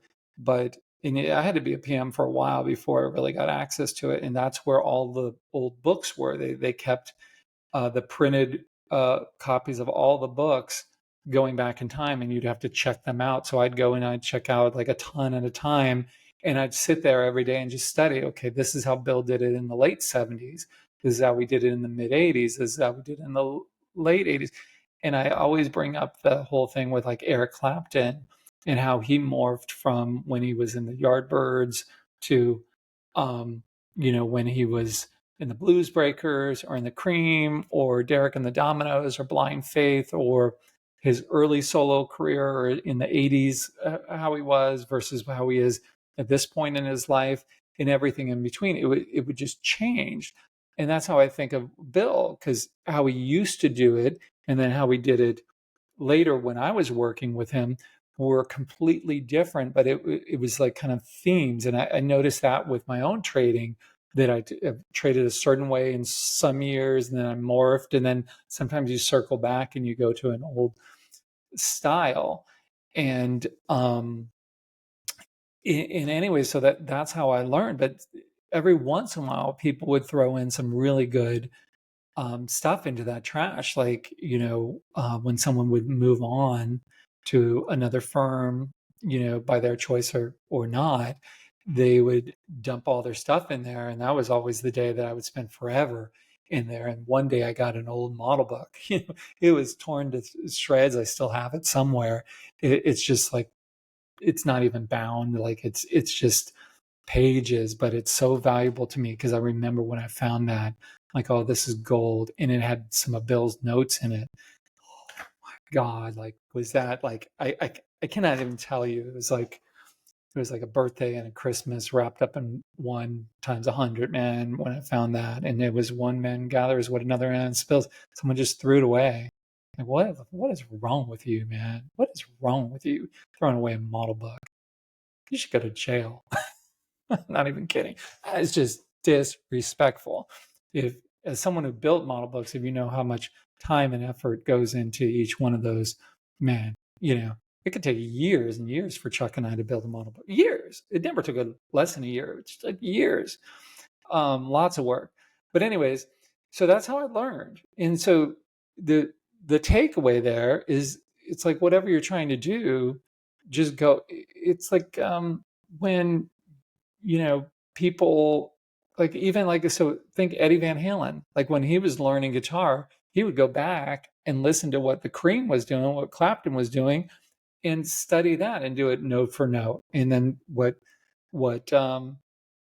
Clapton was doing is he was going back in time and listening to different people and going all the way back to the beginning, back to Robert Johnson, who is, I'll have to do a music thing on Robert Johnson. And he was like the Jesse Livermore, if you understand who he is of the blues. And so you learn by going back and looking at other people that have been successful. And that's how I learned, is just studying what it was he was doing and trying to figure out why was he doing that. And that's how I learned that skill. But during that time in from 98 through 99, I did nothing but look at charts. So I would get those stack of charts I was talking about in the car, and then I would have the bad ones on the floor, throw those away, and then I would have those other ones and just go through that every single day. And then I learned these things that, like, at the time, there was this connection between us and Japan in our markets. And what I would do is I'd wake up in the middle of the night to see what Japan was doing and what the futures were doing or what the Japan was doing, to get a sense of, okay, we're going to open up strong or weak. And that's how I'm going to adjust things. Because I was having a gig all day, of doing my research stuff, and I couldn't be watching the market all day. So I had to do this. So I'd wake up at, 1 or 2 o'clock in the morning, take a look at that stuff, adjust what I was going to do for the day. And then I think my alarm was like at 3:50 in the morning or something to start my day. Or, it's crazy, but you do what you have to do. And I remember my kid's mother would always say, oh, can we go do this? Can we go do that? And I'm like, no, it's crucial. This is crucial. And she'd say, well, you say that every day. I'm like, because every day is crucial, because I was on my journey nothing was going to get in my way of becoming a PM for him. And, story that I didn't plan on telling, but it makes sense to tell. So at the same time, I was trying to study to get my CFA. And I think I made it through like the second year. I think I failed the first time I took it for the first exam, and then I passed it, and then I was on my second one, I think. And anyone who does a CFA, it's like it's a time suck, man. It's freaking silly for people who trade our way. But I thought that you needed your CFA to know how to trade. And all it is was, at least at the time, there was like one paragraph on technical analysis, and it basically said technical analysis doesn't work. Let's figure out another way to do this kind of cash flow analysis and all this balance sheet stuff and all this. I mean, if you're an analyst, you need that, right? If you're a hardcore analyst, you have to get that and you need to know that stuff. But for our style of trading, Bill put like zero weight in it. In fact, it was a negative. If you had letters after your name, it was a negative. Even an MBA was a negative, like he just wanted you to learn how to know how to trade. And so anyways, the reason why I say that is, so in 99, I was doing, I was listening to these CFA books on tape on my way home.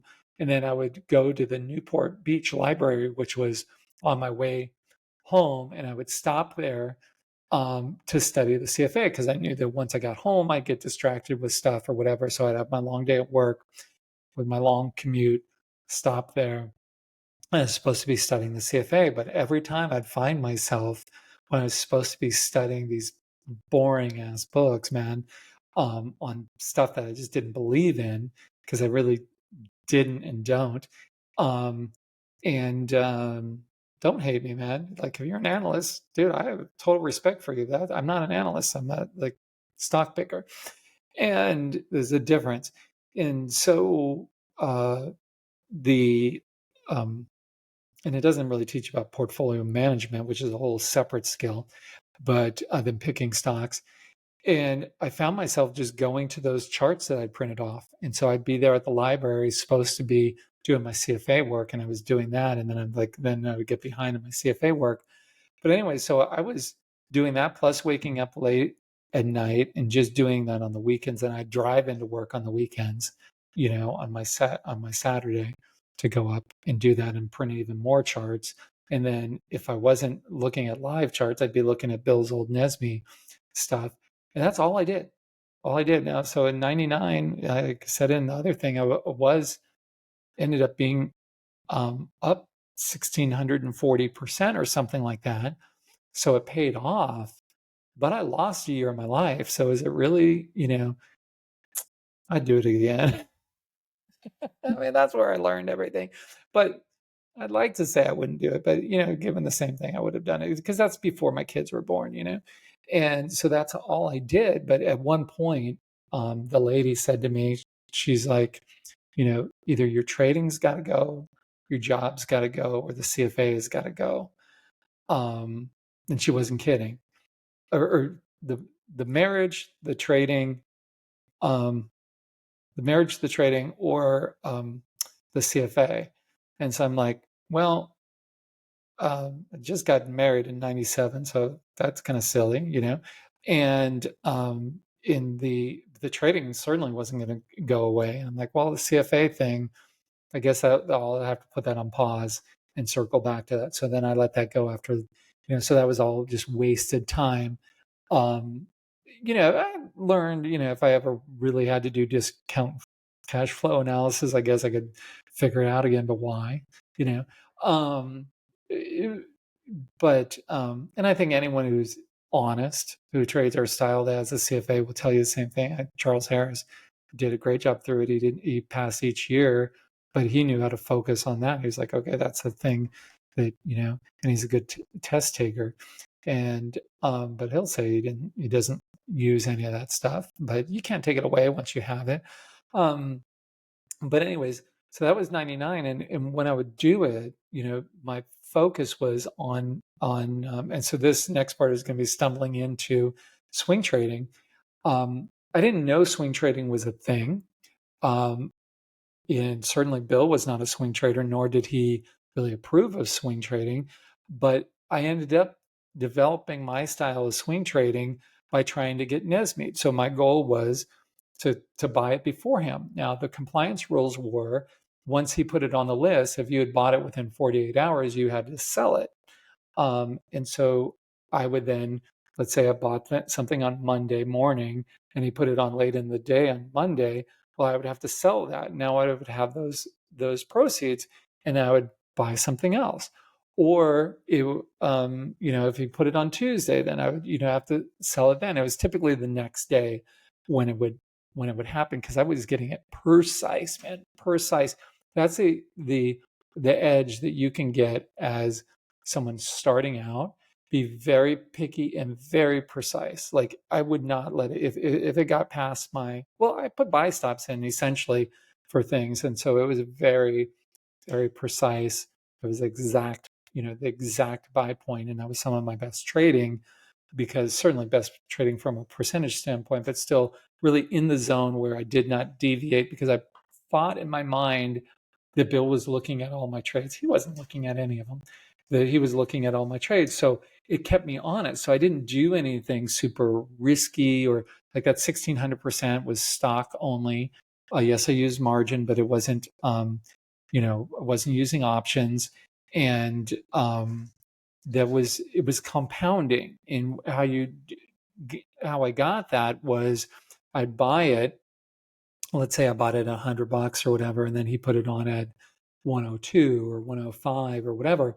Then I would sell it, and now I would have a small little gain, and I would take that money and put it in something else. And I had another rule: if I bought something and I was down on it on that day, at all, I would sell it. At all, down a quarter, down anything. That the concept was, if I was right on the stock, that stock would go up. And that's huge. So I guess you are learning something from this. That it was huge that if you buy it, that it should move up. Otherwise, you're off on your timing. If you buy in the style that I do. Now, if you're buying into weakness, where it just can keep getting weak for another day or a week or something like that, that's a whole different thing. I do terrible at that, because I need that immediate feedback to tell me that what I bought, was it right or not. So I'd buy it exactly right. And if I was down on it by the end of the day, I would sell that. And that was huge, cutting my losses very, very quickly.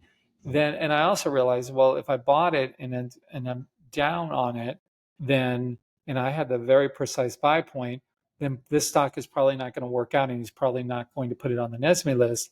And again, my goal was just not to make money. It was to, I don't know if you can hear this, but we've got like a tornado, hurricane, or something like that. That's emergency thunderstorm warning, destructive. Yesterday we had a tornado warning. Man, I tell you, hopefully you can hear me, because I can hardly hear myself think with this rain. But so it was very precise, and I would sell it, one, to cut my loss quickly, two, because I wasn't up on it, so I wasn't getting that positive feedback, but three, most importantly, because he probably wasn't going to put it on the next day. So then I would just use that capital for something else, and I would move on to the next stock. And one day I got Nesme like 5 or 6 times. I was so thrilled. I was like, I thought I had won the lotto, that everything I was buying, he was putting on the list. And I thought that was proof that I knew the system. It really was, because you can get lucky every once in a while, but you don't pick. It was rare that he would put that many names on the list in one day, and I got all of them. And it was rare for me to not get one, unless it was one of the big caps, because I wasn't trading those, because I thought in the book that he was really focused on the small cap stuff. So if it was a big cap like a Dell or Qualcomm or what have you, I wasn't getting those. It was just all the smaller ones, which he was still doing a lot of back then. Now the other thing is, let's say I bought it at $100 and it's run up to 107, 108 or whatever, and now it's getting extended. Now I realize he's not going to put it on. And so this was kind of the key, that then I would just sell it, because it's sticking straight up in the air and it's too extended for him. So I'm just going to sell it, because my point was to get Nesme, not to make money. So I bought it at 100, maybe sell it at 108, 109, take those proceeds and buy something else at 100, and then do that rinse and repeat, as my good friend Scott Sinclair would always say. And that's how I did it. It was just all these small returns compounded on itself, and just being in the zone and being very picky. And like I said, um, you know, uh, cutting my losses. Now, there was another thing that I did that I figured out, that when I was off, I figured this circuit breaker rule, that I figure if you're listening, you better get something out of this rather than me just babbling on. That and I don't think I've ever discussed this before, was I had this circuit breaker that I realized I needed to protect myself from myself, because I found that it was just much like when I was in the casinos in my early 20s, that I'd see this with other people where they'd spin out of control when they're losing. And then they would just I'd see them go to the ATM or whatever. That's something I never did. I would bring my set amount, and that's what I was going to gamble with. But I would see them spinning out of control, trying to make money back. And I started feeling that way at times when I was having some bad trades. And I realized, well, probably the market is off. Now, I wasn't really good at all at market at that point. I didn't realize how important the market was, but I was recognizing something was disconnecting. I was off my game, but really it was just the market, frankly. And I didn't know how to interpret that. So I said, forget how much it was that I cut myself off at, but it basically, if I had a string of losing trades, and I can't remember exactly how many it was, maybe it was like 5 losing trades in a row or something. Maybe it was as simple as like as low as 3 or 4. That I would stop trading. I would go to cash, and I would stop trading until the following Tuesday at 7:35 a.m. That's how precise my rules were. So the concept was, and well, I'll go through the whole concept and all of the rules. So basically, it was a circuit breaker to myself that I was doing poorly, and not really doing poorly, but just going backwards, right? And I was trying to stair step my equity curve, is how I understand now what I was doing. I didn't realize that's what I was trying to do, but just inch up and not go backwards. Because in like 97, 98, I'd make a bunch, lose a bunch, make a bunch, lose more than I made, make a bunch, lose a bunch. And so I knew that wasn't, the right thing, right? And so then that's when I started connecting all these dots, and this circuit breaker rule really helped me out, where I would, when it would trigger, and for you, it might be, you set an amount on your account. Let's say you do an equity curve, and when it falls below your 5-day moving average of your equity curve, or your 10-day moving average, or your 21-day moving average, or something, that's what I would use now. If I could tell myself, my 20-something-year-old, or however old I was in 98, 99, use my equity curve, your account value, and just do a moving average of that. You have to adjust if you put money in or take money out. But so anyways, when the circuit breaker would hit, go to cash in the account completely and not trade until the following Tuesday at 7:35 a.m. So why?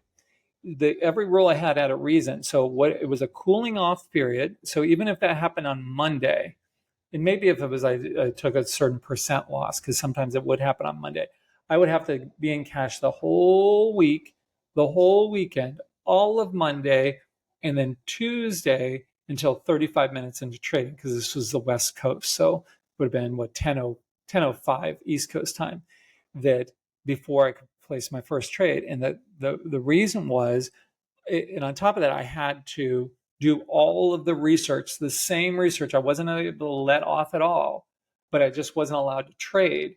And then what that would do is I would still do the same procedure, all the charts, mark up the buy points, but it would be theoretical. And I wouldn't trade that week, but I would know, like, am I back on? Am I picking these stocks but not really buying them, and then they're going up or on the NESME list, or both? And let's say you get stopped out on Tuesday or Wednesday, and circuit breaker hits. So now the rest of Wednesday, Thursday, and Friday, you've got to do it as if you're trading, but not really trading. Then over the weekend, I do my big research stuff. And at first, I didn't, first, it was that I could trade on Monday. So then what happened is I'd have all this pent up um, need to trade, right? All this action, especially if I was still on and all the things I was saying I was going to buy ended up going up, but they weren't, I wasn't in them because I had the circuit breaker. So then come Monday, I would just go plunging in at the open because I was just dying to trade. So then I realized, no, you need to wait some time. And then I waited 30 minutes and then I found myself kind of at the top of the hour. It was just kind of funky. So I then gave myself another 5 minutes, just a buffer. So 35 minutes into trading before I placed trades. But then I still found that on that over the weekend, this pent up need to want to trade, looking at all these charts, that on Monday I would still press too hard. So I found myself pushing that off till Tuesday. And that was hell for me, man. Hell, because I was still doing all the work. It wasn't like I was then vacationing and saying, oh, hey, hey, like we can go out, hang out or go out to dinner or whatever. I don't have to work or, go away for the weekend. I was still doing all the work because I needed to make sure if I was in the zone or not. So this is what I would suggest to you is come up with some sort of circuit breaker. It doesn't have to be that same thing that I use, but something that stops you. And we do that on Swing Trader. Justin and I will go through and he creates these spreadsheets for me and charts of our equity curve. And then if it goes through like the 10-day moving average, we treat it different, a certain way. And if it goes through the 21, we treat it a certain way. And we do create a relative strength line of the equity curve using the S&P. So we know when we're outperforming, underperforming. And then I put moving averages on there of the RS line of that too, and use that. So that's when you get into the nitty gritty of things. But something that I think you should think about doing, but come up with it, find a problem. And then, so that was my problem, was I didn't want to go backwards. So then find a solution for it and write very precise and specific rules. And that's what I used during that time frame. And then in the end of 99, he gave me money to run. Well, I'll get to that in a sec. But then I kind of stopped and got away from that. But, honestly, it's probably something I should go back to. And I haven't really dusted off that circuit breaker. So then when we did, Charles, Justin and I did market school rules, we, wanted to put a circuit breaker in there, but in a different way. And anyone who took market school home study knows what I'm talking about with the circuit breaker. But that's where that original circuit breaker came from, was my own account back then and waiting for the Tuesday. But that was a good process for me because it taught me discipline, and it taught me to not trigger that circuit breaker, because that was hell that whole week, especially if it happened on Monday or Tuesday. I was going to have to do all this work for a week and not get any of those trades, and especially when the market was ripping and I was sitting there sitting on my hands, man. You got to do what you got to do if that's what your rules say. And I didn't deviate, and now I would have probably at sometimes deviated, because follow your rules all the time. Follow your rules all the time. Know when to break the rules. I forget who said that or something like that. But I was it Ed Sakota? I don't know. I'm not sure. Everyone's like screaming it. No, it was so and so. I think it was Market Wizards 1, something along those lines. But that sunk in, and I have my own version of that. So, anyways, that's what I was doing to prove to Bill that I should be a PM. So now remember, I was in the research department, started in early 97, and then eventually got to meet with him a few times. He wouldn't come into the research department maybe once a year.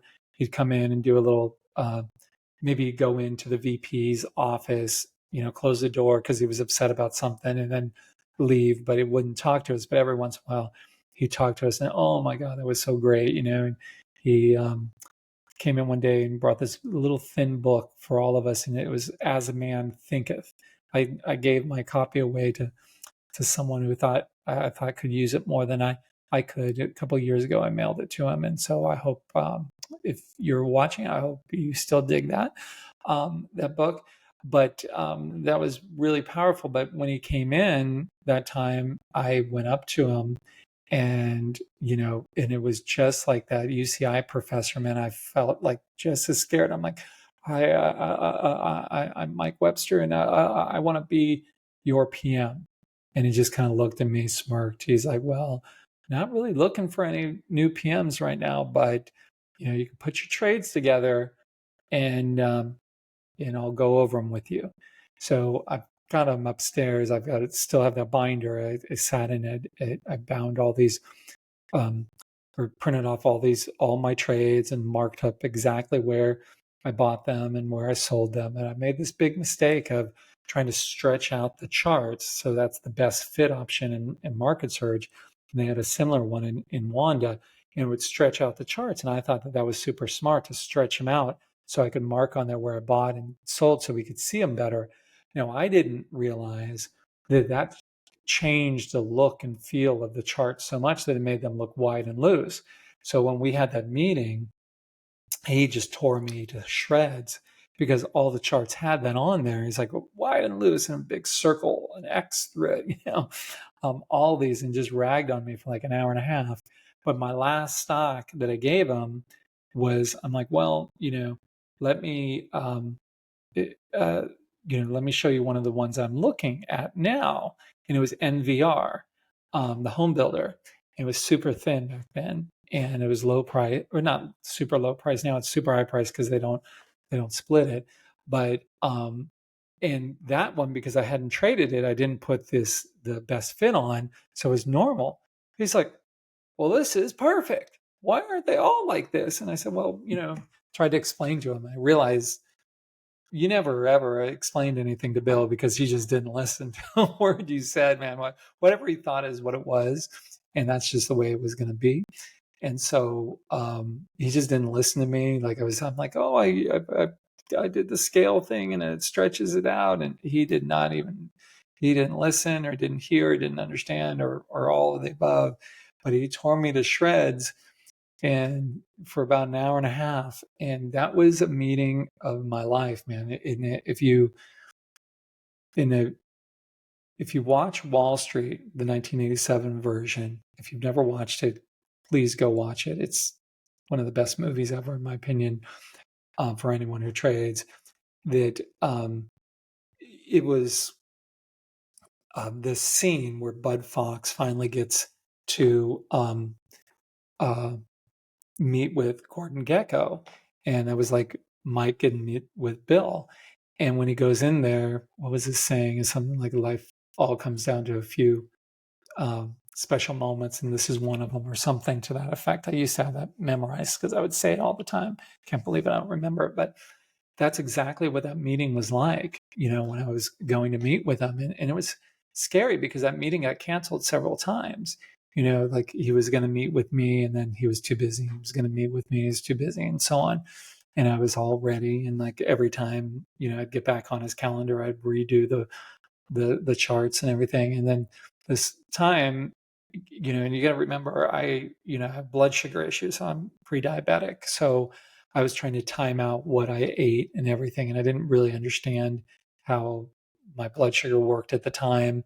And so I remember not wanting to eat and get sick before the meeting. And so my blood sugar was crashing. It was like, he was like an hour and a half late to the meeting.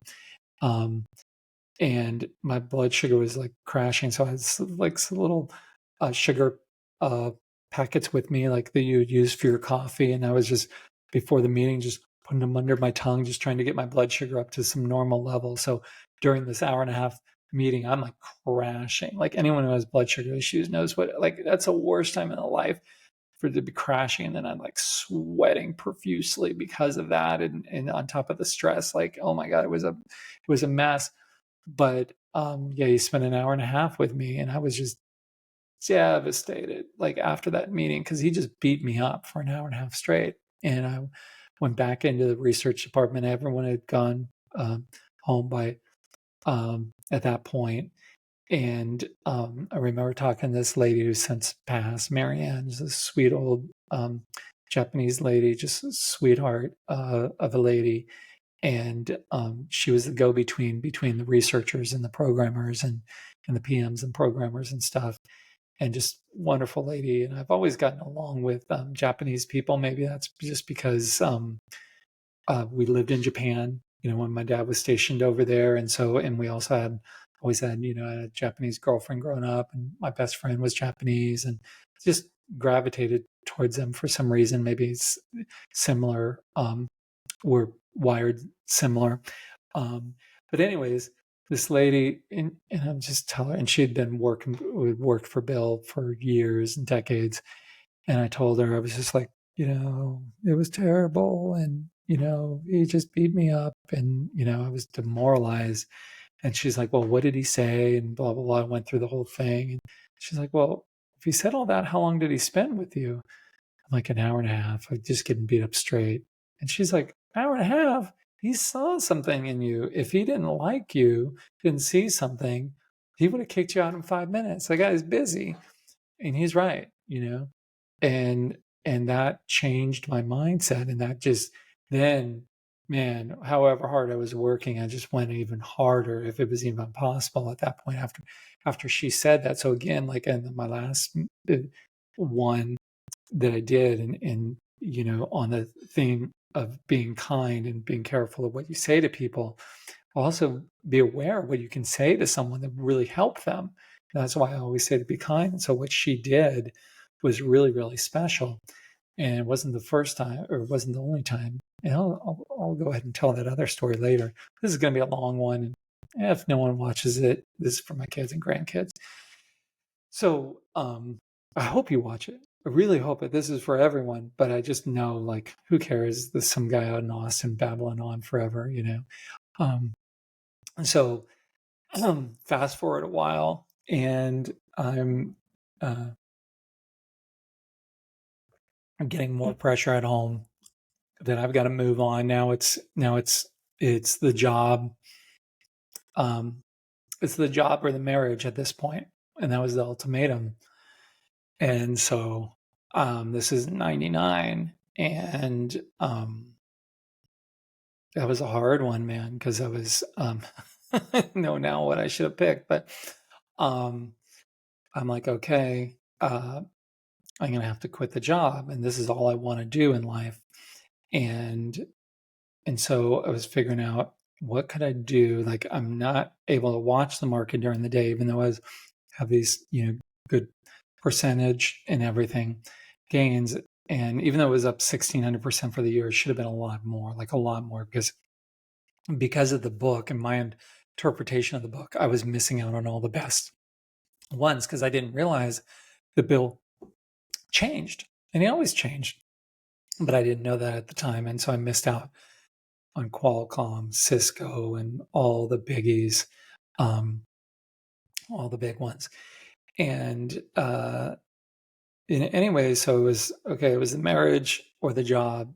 So I'm like, okay, if I quit and do a hedge fund, then I could focus all my time and energy rather than working on just trading, and I'll get even better returns. And then I'll be able to come back to Bill and impress him, because clearly what I was doing was not impressing him. And at the same time, a good buddy of mine, Dave, who was a great trader, he wanted to just make a bunch of money and then just go off and do what he's doing now, just living in Australia.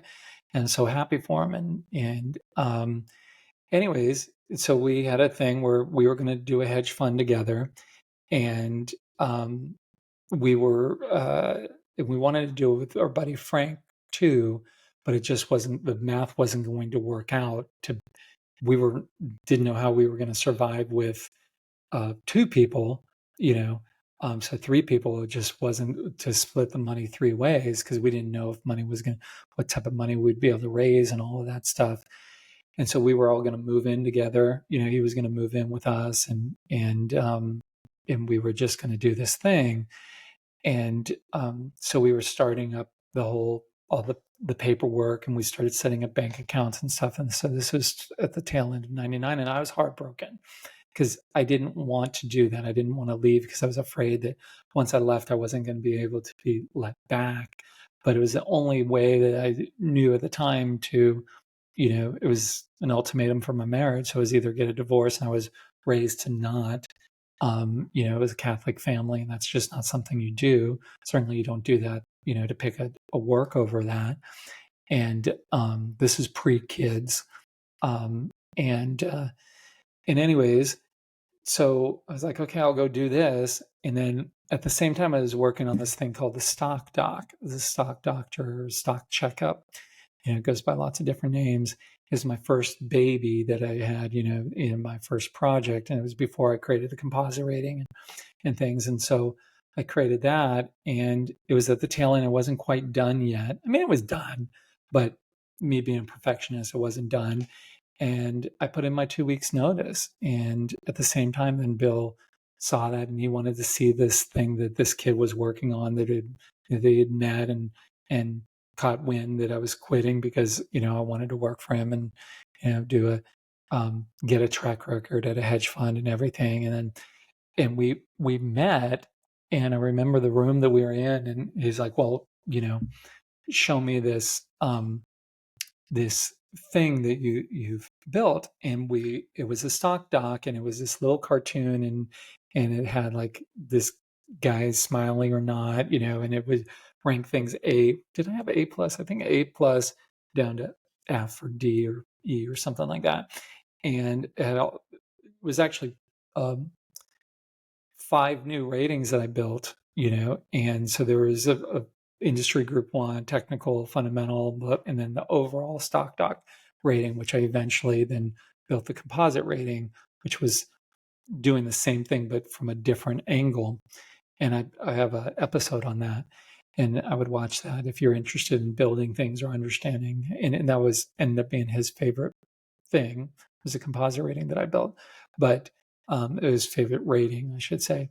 But anyway, so I built the stock doc, and we went over together, and I was just so happy to be in a room with him. It was just 2 of us, and he give me a stock name, not a symbol, and that was part of a test. And so I knew all of them, right? Because that's all I did is look at charts, and he would give me all these, and they were ones that we wouldn't even trade, like like just obscure ones, and I knew all of them.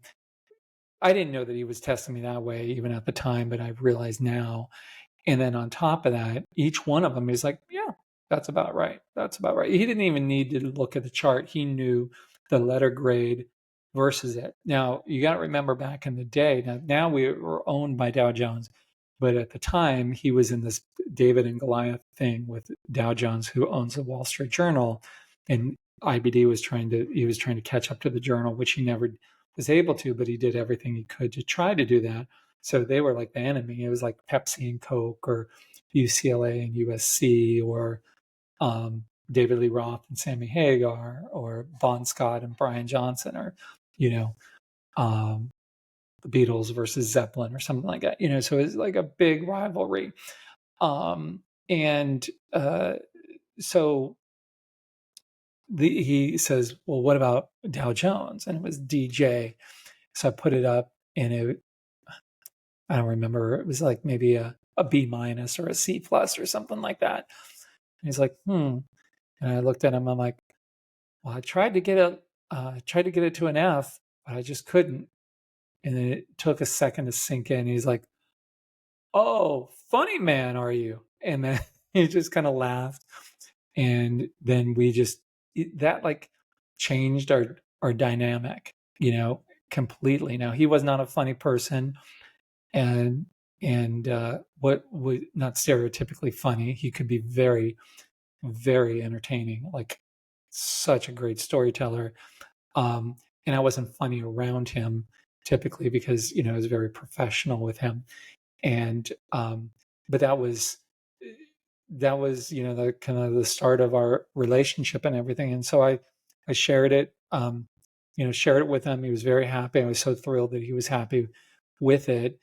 And I had already when I resigned, the plan was, and I told them that even though I'm resigning, um, I'm going to continue on doing the stock doc. I was going to do it for free, because that was my word. Like, you don't start something and not finish it, and I told them, like, I'm going to continue it, and I want to be a PM, here in the future. And I'm doing this, this thing. And it was really hard. It was very, very emotional time for me.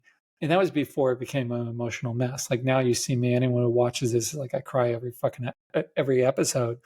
But at that point in life, I had never cried, and, like, even growing up, like, I broke my arm when I was in first or second grade.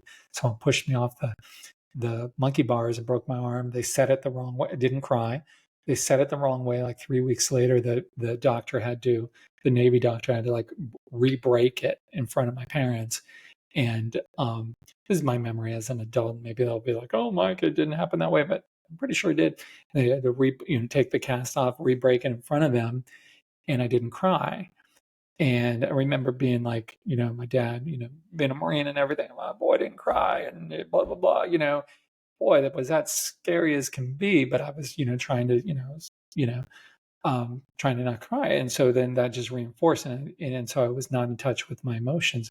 And then fast forward um, to 2012, 13 timeframe, topic for another day. I became very clear with my emotions, and then I haven't stopped crying since. Um, and But anyways, at this point, I don't know why I got off on that tangent. Oh, so it was very emotional, but not like crying wise. And it was heavy time for me to be leaving this place, because I didn't want to leave. I was, but I was being forced to, as this ultimatum that I had. And so anyways, during that conversation with him, and this wasn't to keep me to do the stock doc, because I had already committed that I was going to do it. I was going to do it for free. They didn't know that, but I was going to do it for free because I'm a man of my word. He says, "Okay, well, um, and we talked about my trading and stuff like that. And, obviously we had met a couple times, besides the time that he beat me up for an hour and a half. And he said, "Okay, well, I'm going to make you a PM, and you're going to have X amount of money. And, I'm going to start you off with this and then give you this amount." And oh my God, man, if it was me today, I would have been crying. And then he would say, "Well, I'm not giving this fool money." He cries, and, at the drop of a hat. But that was the beginning. And that was, that's, just thinking that he's been gone for 2 years. And, that was our first real, like, connection, and he knew how happy I was. And there was only two things I ever asked him for. And one of the things, um, I will bring up in another special episode, but this time it was, the only thing I asked for is, I said, and I'm a bad negotiator. I didn't ask for, like, more money to trade or a bigger salary or anything like that, because he kept me on the same salary I was in research. That uh,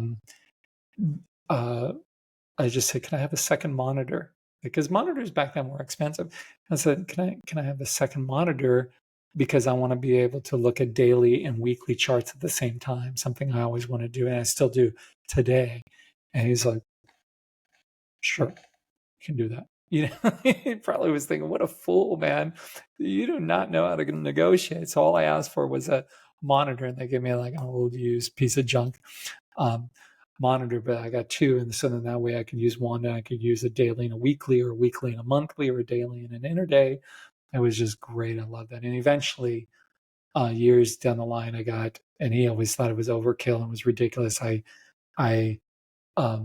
was able to get two stacks of four, so 424s, and then another 424s, and then I had a projector from over here, so 8 core monitors, plus a TV that could also be a monitor or a TV, and then a projector that would go a whole wall over here, so I could play through charts over there, plus have all my charts here. And I love that setup, but my neck didn't love that setup. And so don't be very careful with your setup. So right now I've got 3 big curved monitors, and that kind of works for me. I actually have like 10 or 6 like this and a bunch of other ones, but I've just got them up and not using, because the more you're like turning your head and stuff everywhere, there's this balance between seeing enough things and being sore all day, and you just don't want it. So you want to find a balance there with the right amount. But that the stack of I probably should go back to that and just stand up,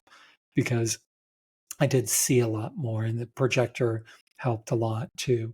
But anyways, that was how I became a pianist. So that was in '99, and the hardest part of that was then he gave me that. Uh, well, I'll tell you the thing about Marianne, which she had said before that meeting, and this was right around Christmas time, um, a couple weeks before Christmas, I think, and I had turned in my resignation, and so like she said that I guess Bill had caught wind that I resigned, and she reached out to me, which was like she was putting her job on the line, and she had worked there for decades. She's since passed. That's the only reason why I'm disclosing this.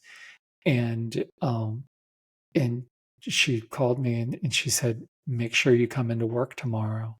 And I didn't even know how she got my phone number, So she went through a lot of hoops to track down my phone number, because it's not like days like today where everyone has everyone's phone number. Back in the day, people didn't really have their home phones. She calls me up and says, make sure that you're into work tomorrow. And I'm like, oh, shoot, what? She couldn't tell me anything else. And so I'd already resigned. So I'm like, what's going to happen, And then that's when Bill had called me in. But then the hard part was I had to tell my buddy Dave, we had planned to start this hedge fund together. And that's probably one of the hardest things that was the hardest thing I've ever done in business, was telling him that, I was going to have to stay there, and we were going to do the hedge fund together. And I'm so happy for him that everything worked out for him, and he ended up going over to Australia, and he's a great trader, and no one in the world has risk management like him. Like he makes me look like wild and crazy. He's the tightest trader there ever has been. And then he met Astrid over there, and they ended up getting married, and and really need to talk to him. He's such a good guy. But anyways, that was how I got that goal. So again, it was like that car accident was really the inflection point for me. From that point, I was like, I was not going to let that chance go, that I had this opportunity that God gave me, or whatever the power is, um, that gave me this opportunity to have another chance at life, because I should be dead. I should have been dead at that point. And especially seeing that car, like, I don't know, maybe I was put here to help someone or something. I don't know, or just to be a father for my kids, or something. I don't know why I'm supposed to be here, but I am. And so I'm trying to give, and that's what this. And so if you've actually listened to this, I'm so grateful that you spent your time and that you trust that I'm not wasting your time. Always listen to these at like 2 times speed or something. And I hope you got something out of that, with like the circuit breaker rules, and like I said, with the swing trading, I didn't even know swing trading was a thing, that when I would buy it precisely, and then it was up, once it got to the point where it was too extended, and just selling that to then just go and buy something else, and then repeating that over and over again. Now, I will tell you, to do that right, it is a grind, man.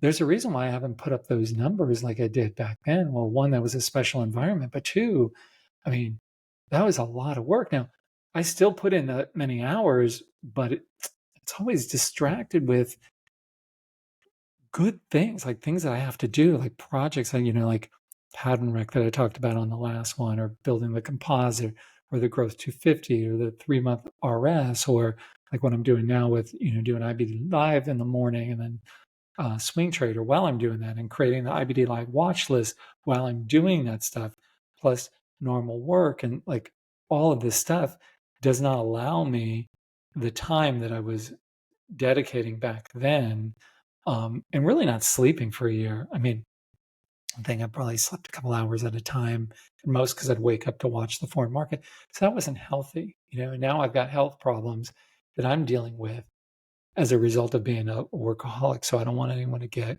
the wrong um, impression. Like, if you're going to work really hard, you got to balance it out and work out at the same time, because I was doing nothing and I was just, had gone from being a essentially professional athlete that wasn't getting paid, like that's what, college athletes are, to um, being sedentary, because there was not, between commuting and working and everything, there was just not time to do anything, any type of exercise. So don't do that. That's not healthy. And if my grandkids are watching, don't do that. Be well-rounded. And like my son is very well-rounded and he balances things out. And that's, what I would like to be more like. And my daughter is a lot like me. And I'm always, almost every conversation, didn't tell her today, but almost every conversation I try to tell her is to stop and have fun, because I see her being like I was, whereas my son is able to balance things out and do martial arts and do other, have friends and spend time with friends and stuff, something I didn't do. And as well as his significant other, whereas she's really following in my footsteps from a work ethic standpoint. And so, you know, balance is key, and that's something I struggle with every day, is balance. But I'm doing better now because, I got a wake up call with the impact that it had on my health. And I'll do one on that, and getting, like I said, um, you know, God, however many days, 820-ish days, give or take, with no gluten, because it doesn't work for me.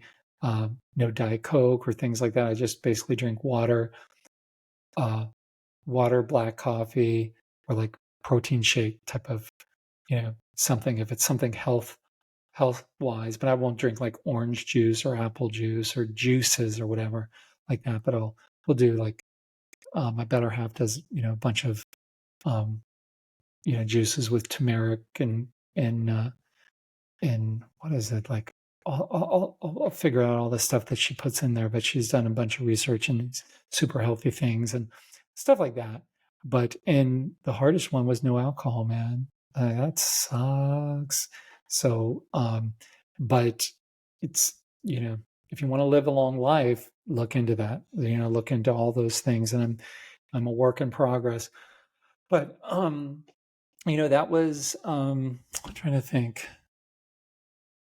Yeah, there's so many things to talk about that this will have to be part one, or it's going to be like 5 hours long. But, fast forwarding, since after I got the job and then I did my first trade, and I talked about that in a different episode, my red hat trade, so I won't get into that. But it wasn't long after that I wasn't really interacting with Bill.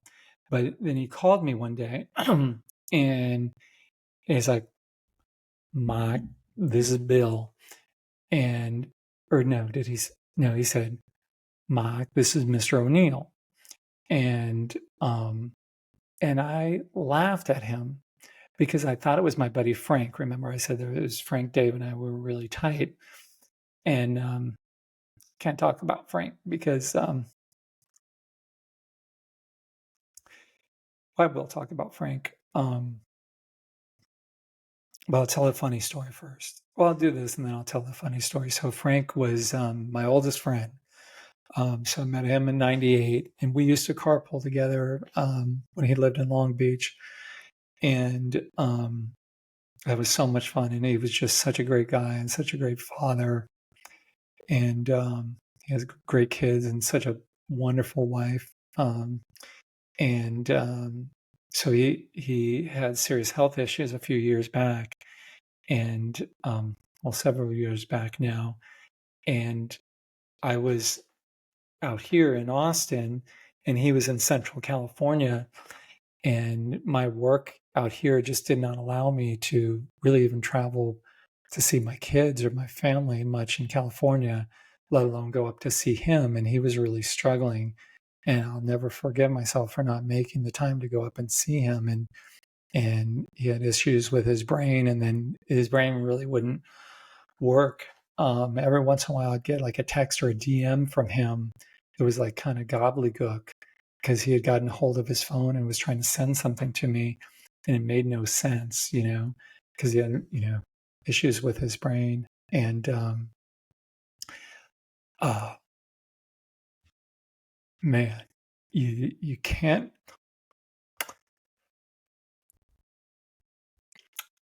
imagine the guilt that I have for not going and seeing him.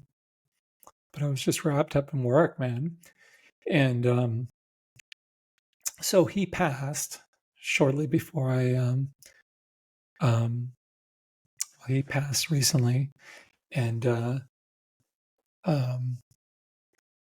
spoke at his funeral, and broke down there too. But he's just such a great guy. I mean, perfect individual, like a perfect father, very, very, very religious family, and faith helped him out. I gotta pause this.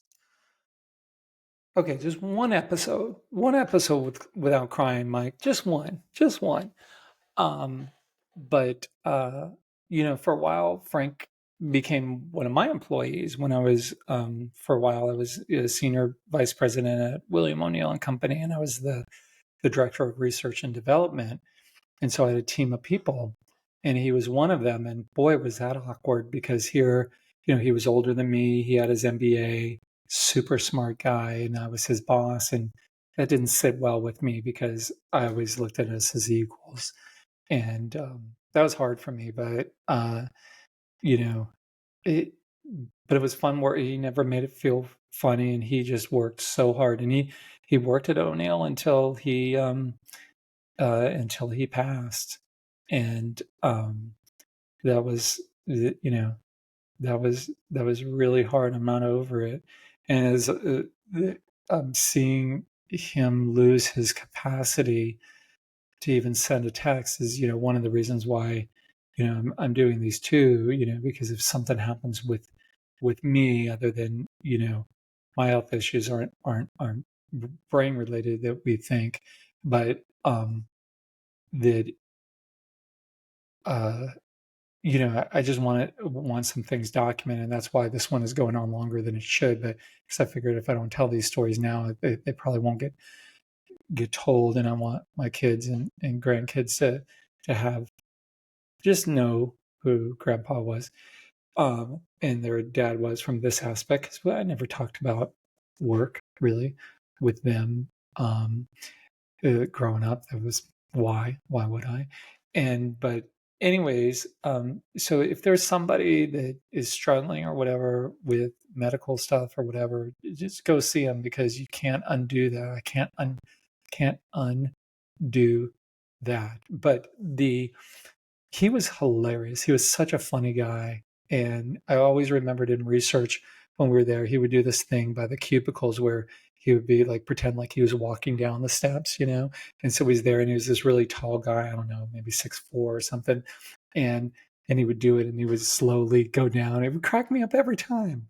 Every time I tried to do it and I could not do it, I would be like at an angle or whatever, but he would just do it perfectly. And he always had the funniest jokes. And yeah, that was he was a really good friend. And in '08 was the last time that the three of us did something. We went out to Vegas, and that was such a fun trip. I'd had a really good year that year and was kind of celebrating. And I remember we were driving back and coming over the hill, coming down the 15, and Bill has a call with work stuff, like I couldn't even get a weekend away, but I'm glad that we did that trip, and that was a lot of fun. And I wish the best for his wife and his kids, because they're just wonderful, wonderful people. It's just such such special people. What a hard thing that they're dealing with, and because if it impacts you that much and you're just a friend, like being your family, like your father, or your spouse. Like, just no words for that. But the funny thing that he did was, I assumed that that was him. That when it was Bill calling me up, saying, "Hi, this is Mr. O'Neill," and I'm like, "Yeah, right, Frank, sure," and then he starts talking. Bill didn't know what to think, and he starts talking. I'm like, "Yeah, sure, Frank. Yeah, whatever." And Bill was calling me up to ask me what I thought about a stock. It was the first time he was asking me what I thought about a stock, because he had heard through some of the other PMs that I would relay information, like the ones that were managing the NESME list. They'd ask me like what I thought, and I'd say, "Oh yeah, that should go on, or that should be removed, or whatever," and they would pass that on to Bill. Um, and then so Bill realized I was kind of in the zone, and I was in the zone, because like when I got money on January 13th to the March top, I had doubled his account, which was way more than anyone else did, like way more, you know, and I wasn't even trading aggressively, but I was just in the zone, man. I was in the zone, and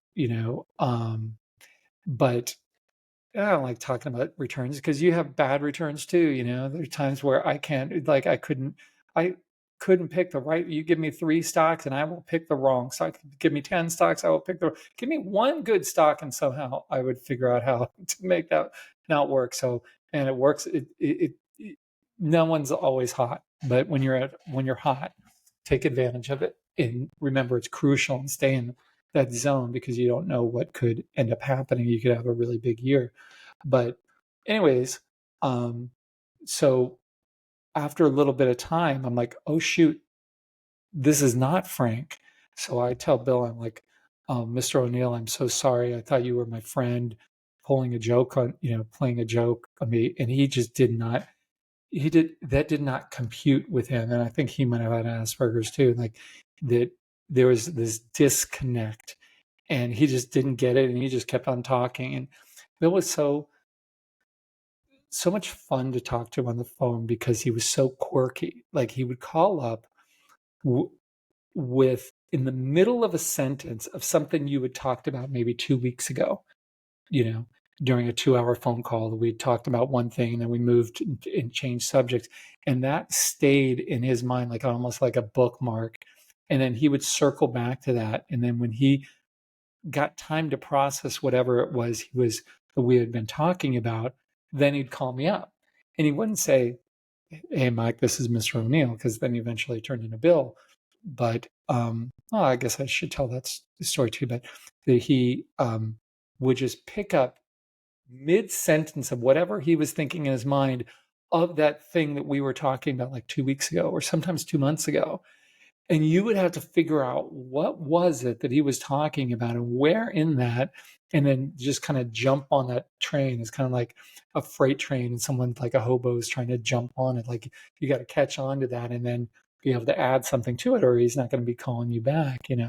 And so that's how he was. And then at the end of the phone calls, like, he didn't have that ability to be like, "Oh, well, thank you, Mike. I appreciate that," because there was never any thank yous. Or "I will talk to you tomorrow." It would just be like, "Okay," click. Like, he was done talking, so it was just the phone call was over. And so it took a while to get used to that, the all of a sudden dial tone. But that's just the way Bill was, man. He would start off mid sentence, and well, so the Bill thing was, this 1 p.m. came to me. He's like, "Mike, you've got to stop calling um, Bill, Mr. O'Neill. He makes him feel funny. You got to call him Bill." And I thought that guy was punking me, trying to make me look bad. Maybe he was, but eventually, he would tell me every week, like, and this was even after our Sunday night call. So Bill then told me that I needed to call him every Sunday. And so from that Sunday until he retired, I called him every Sunday, and those morphed from, it started off as like 15-minute conversations, me being the third in line with 2 other more senior PMs. And then eventually it became just, the 2 of us. And it would be however long it needed to be. If it needed to be 3 hours, it was 3 hours. If it needed to be just 45 minutes, it was 45 minutes. But that's what we would do on Sundays. And I would work all Sundays preparing for that call, because he was not, you needed to be on your game if you're going to pick stocks with Bill.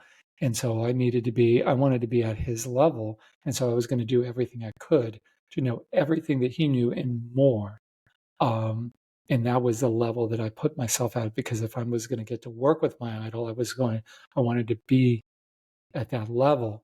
And so that wasn't just like, okay, now I reached that goal. Because remember, my goal was to become a PM for him. Then I wanted to become the best PM, which I was at times, and I was also the worst PM at times too, And and then the other one that I've since now working on is to be the best trader around, because there are other priorities in life. To do that, you've got to sacrifice family, really, and that's not what I'm willing to do.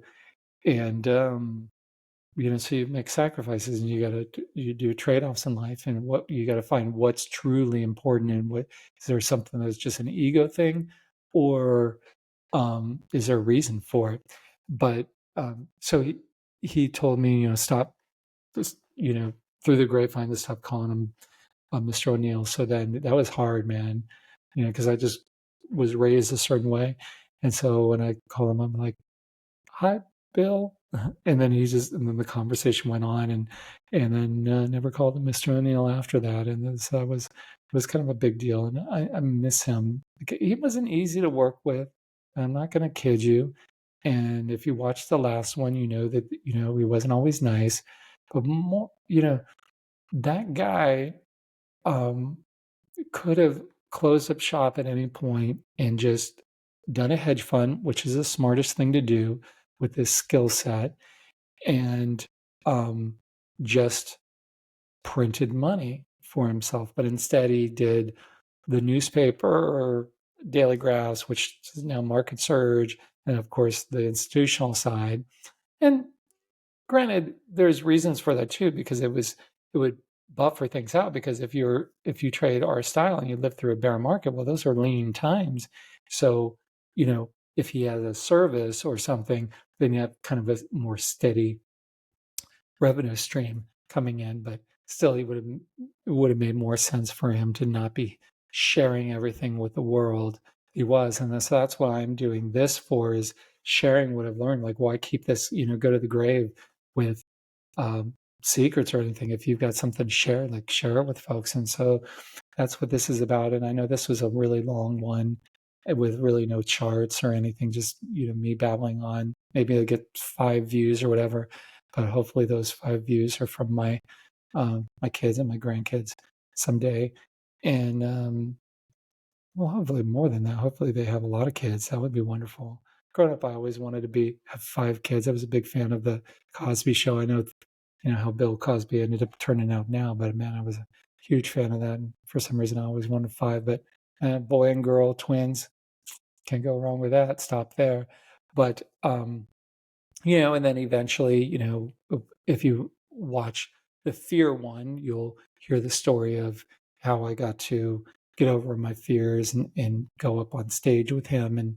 And so I'll probably keep the rest of those stories for another time, because I know this is long and probably more babbling than normal. And so I appreciate it.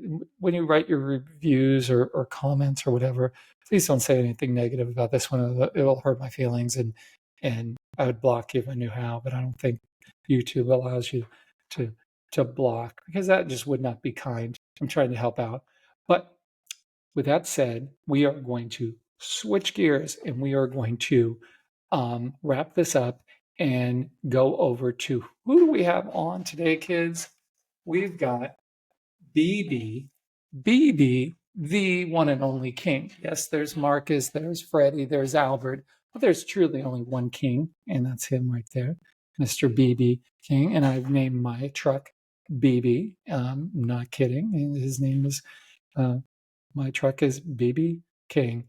And huge fan of him. And before I share you the Spotify and the charts and everything, or not the charts, where's my mind?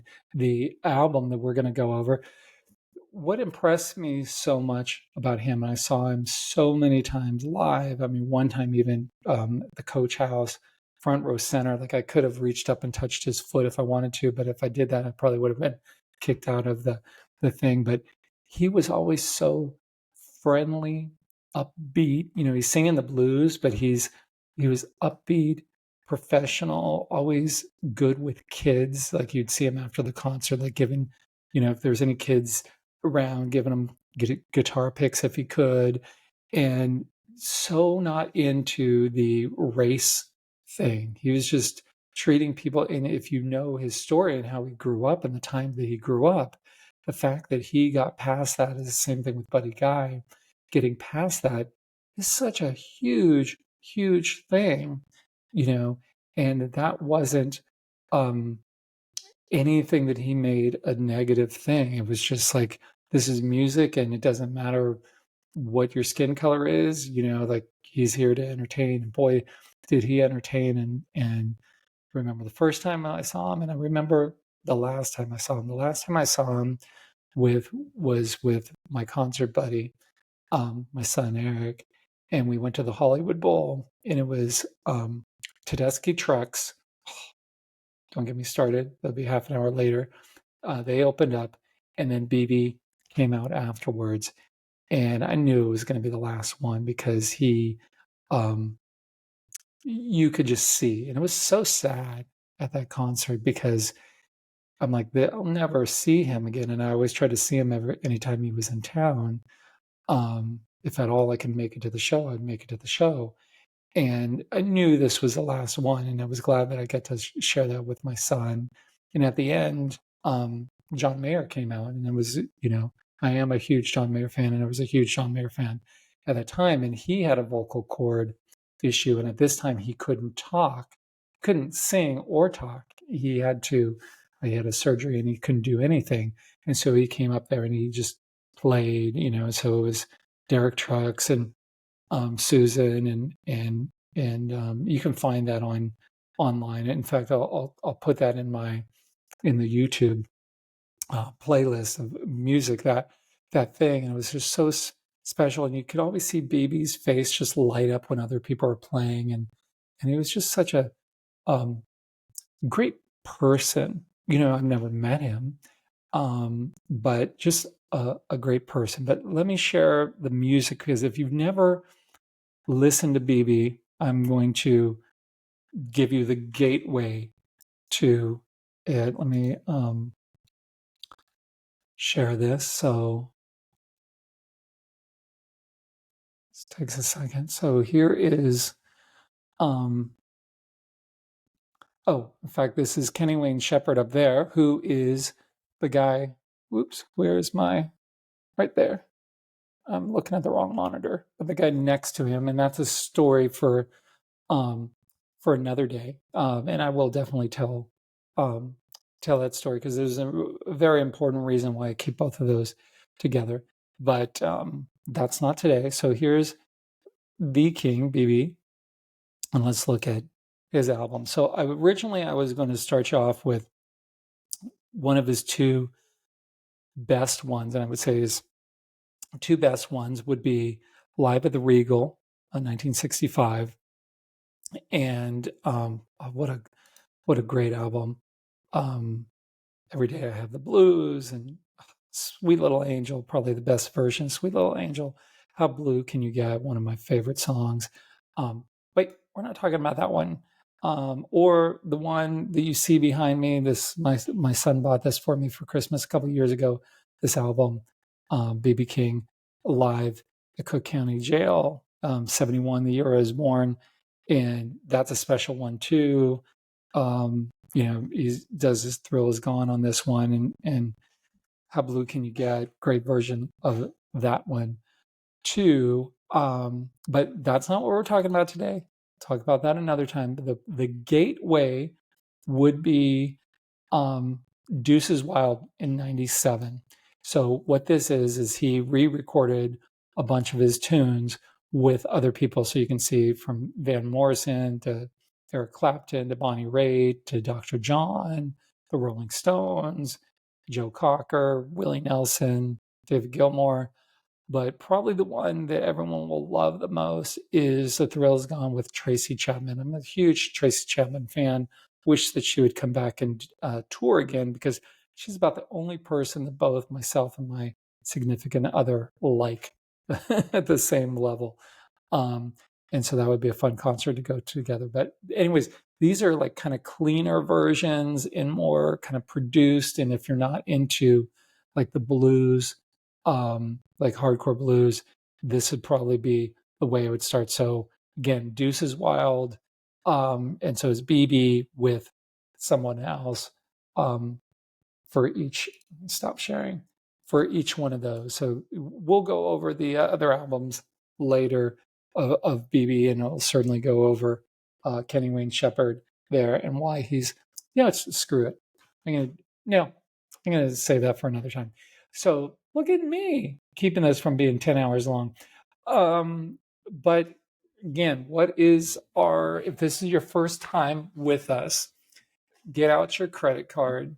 No, don't get out your credit card. These are free, but there is a tuition involved. Your job, and it's on the honor system, is to do something kind. You can do more than one kind thing, but per episode, you have to do at least one kind thing for someone else. It could be a family member, could be your spouse, could be your kids, your parents, could be a stranger, anyone. Do something nice. They don't have to know that it came from you. They could know it's from you. Doesn't matter. There's no rules attached. But what we're trying to do is change this world. There's lots of negativity and people backstabbing people. Oh man, I got a lot of knives in that back. Oh my God, man, I got a whole lot. You would be surprised. Lots of people do bad things to people. Like, we could either, when you have bad things done to you, which I've had a significant amount, more than my fair share, dramatically more than my fair share, surprised I'm still standing, that you could either say, okay, I'm going to do that to other people to get back, but that's weakness, in my opinion. The thing that takes strength is to try to do kindness to other people, right? Because you want to change that cycle. Because most people that are mean to other people, it's because they were bullied, right? And if you see a bully, well, they were bullied, and that bully was bullied. So you change that cycle, and then let's change it for the best, and let's just be super kind to people, do nice things, do thoughtful things, and it will really slowly change the world, as Eric Clapton would say. John Mayer is waiting on the world to change, and Clapton's trying to change the world, so let's all try to change the world as we wait on it to change. So go and do something kind. And so I really appreciate all the positive feedback from everyone. I do read all of the comments, every single one of them. I haven't had a chance to respond to all of them. I'm trying to do more of those, but life is very, very hectic for me right now. And so I'm just trying to record a couple of these to have them in the can for when life gets even busier. But I will respond as soon as I have time. But please send kind things, or don't say anything. Like, if you watch this and said that I just wasted your time, I'm very sorry. I'll try to give it back to you someday, as Jimmy would say. So with that in mind, and one person got that, peace out.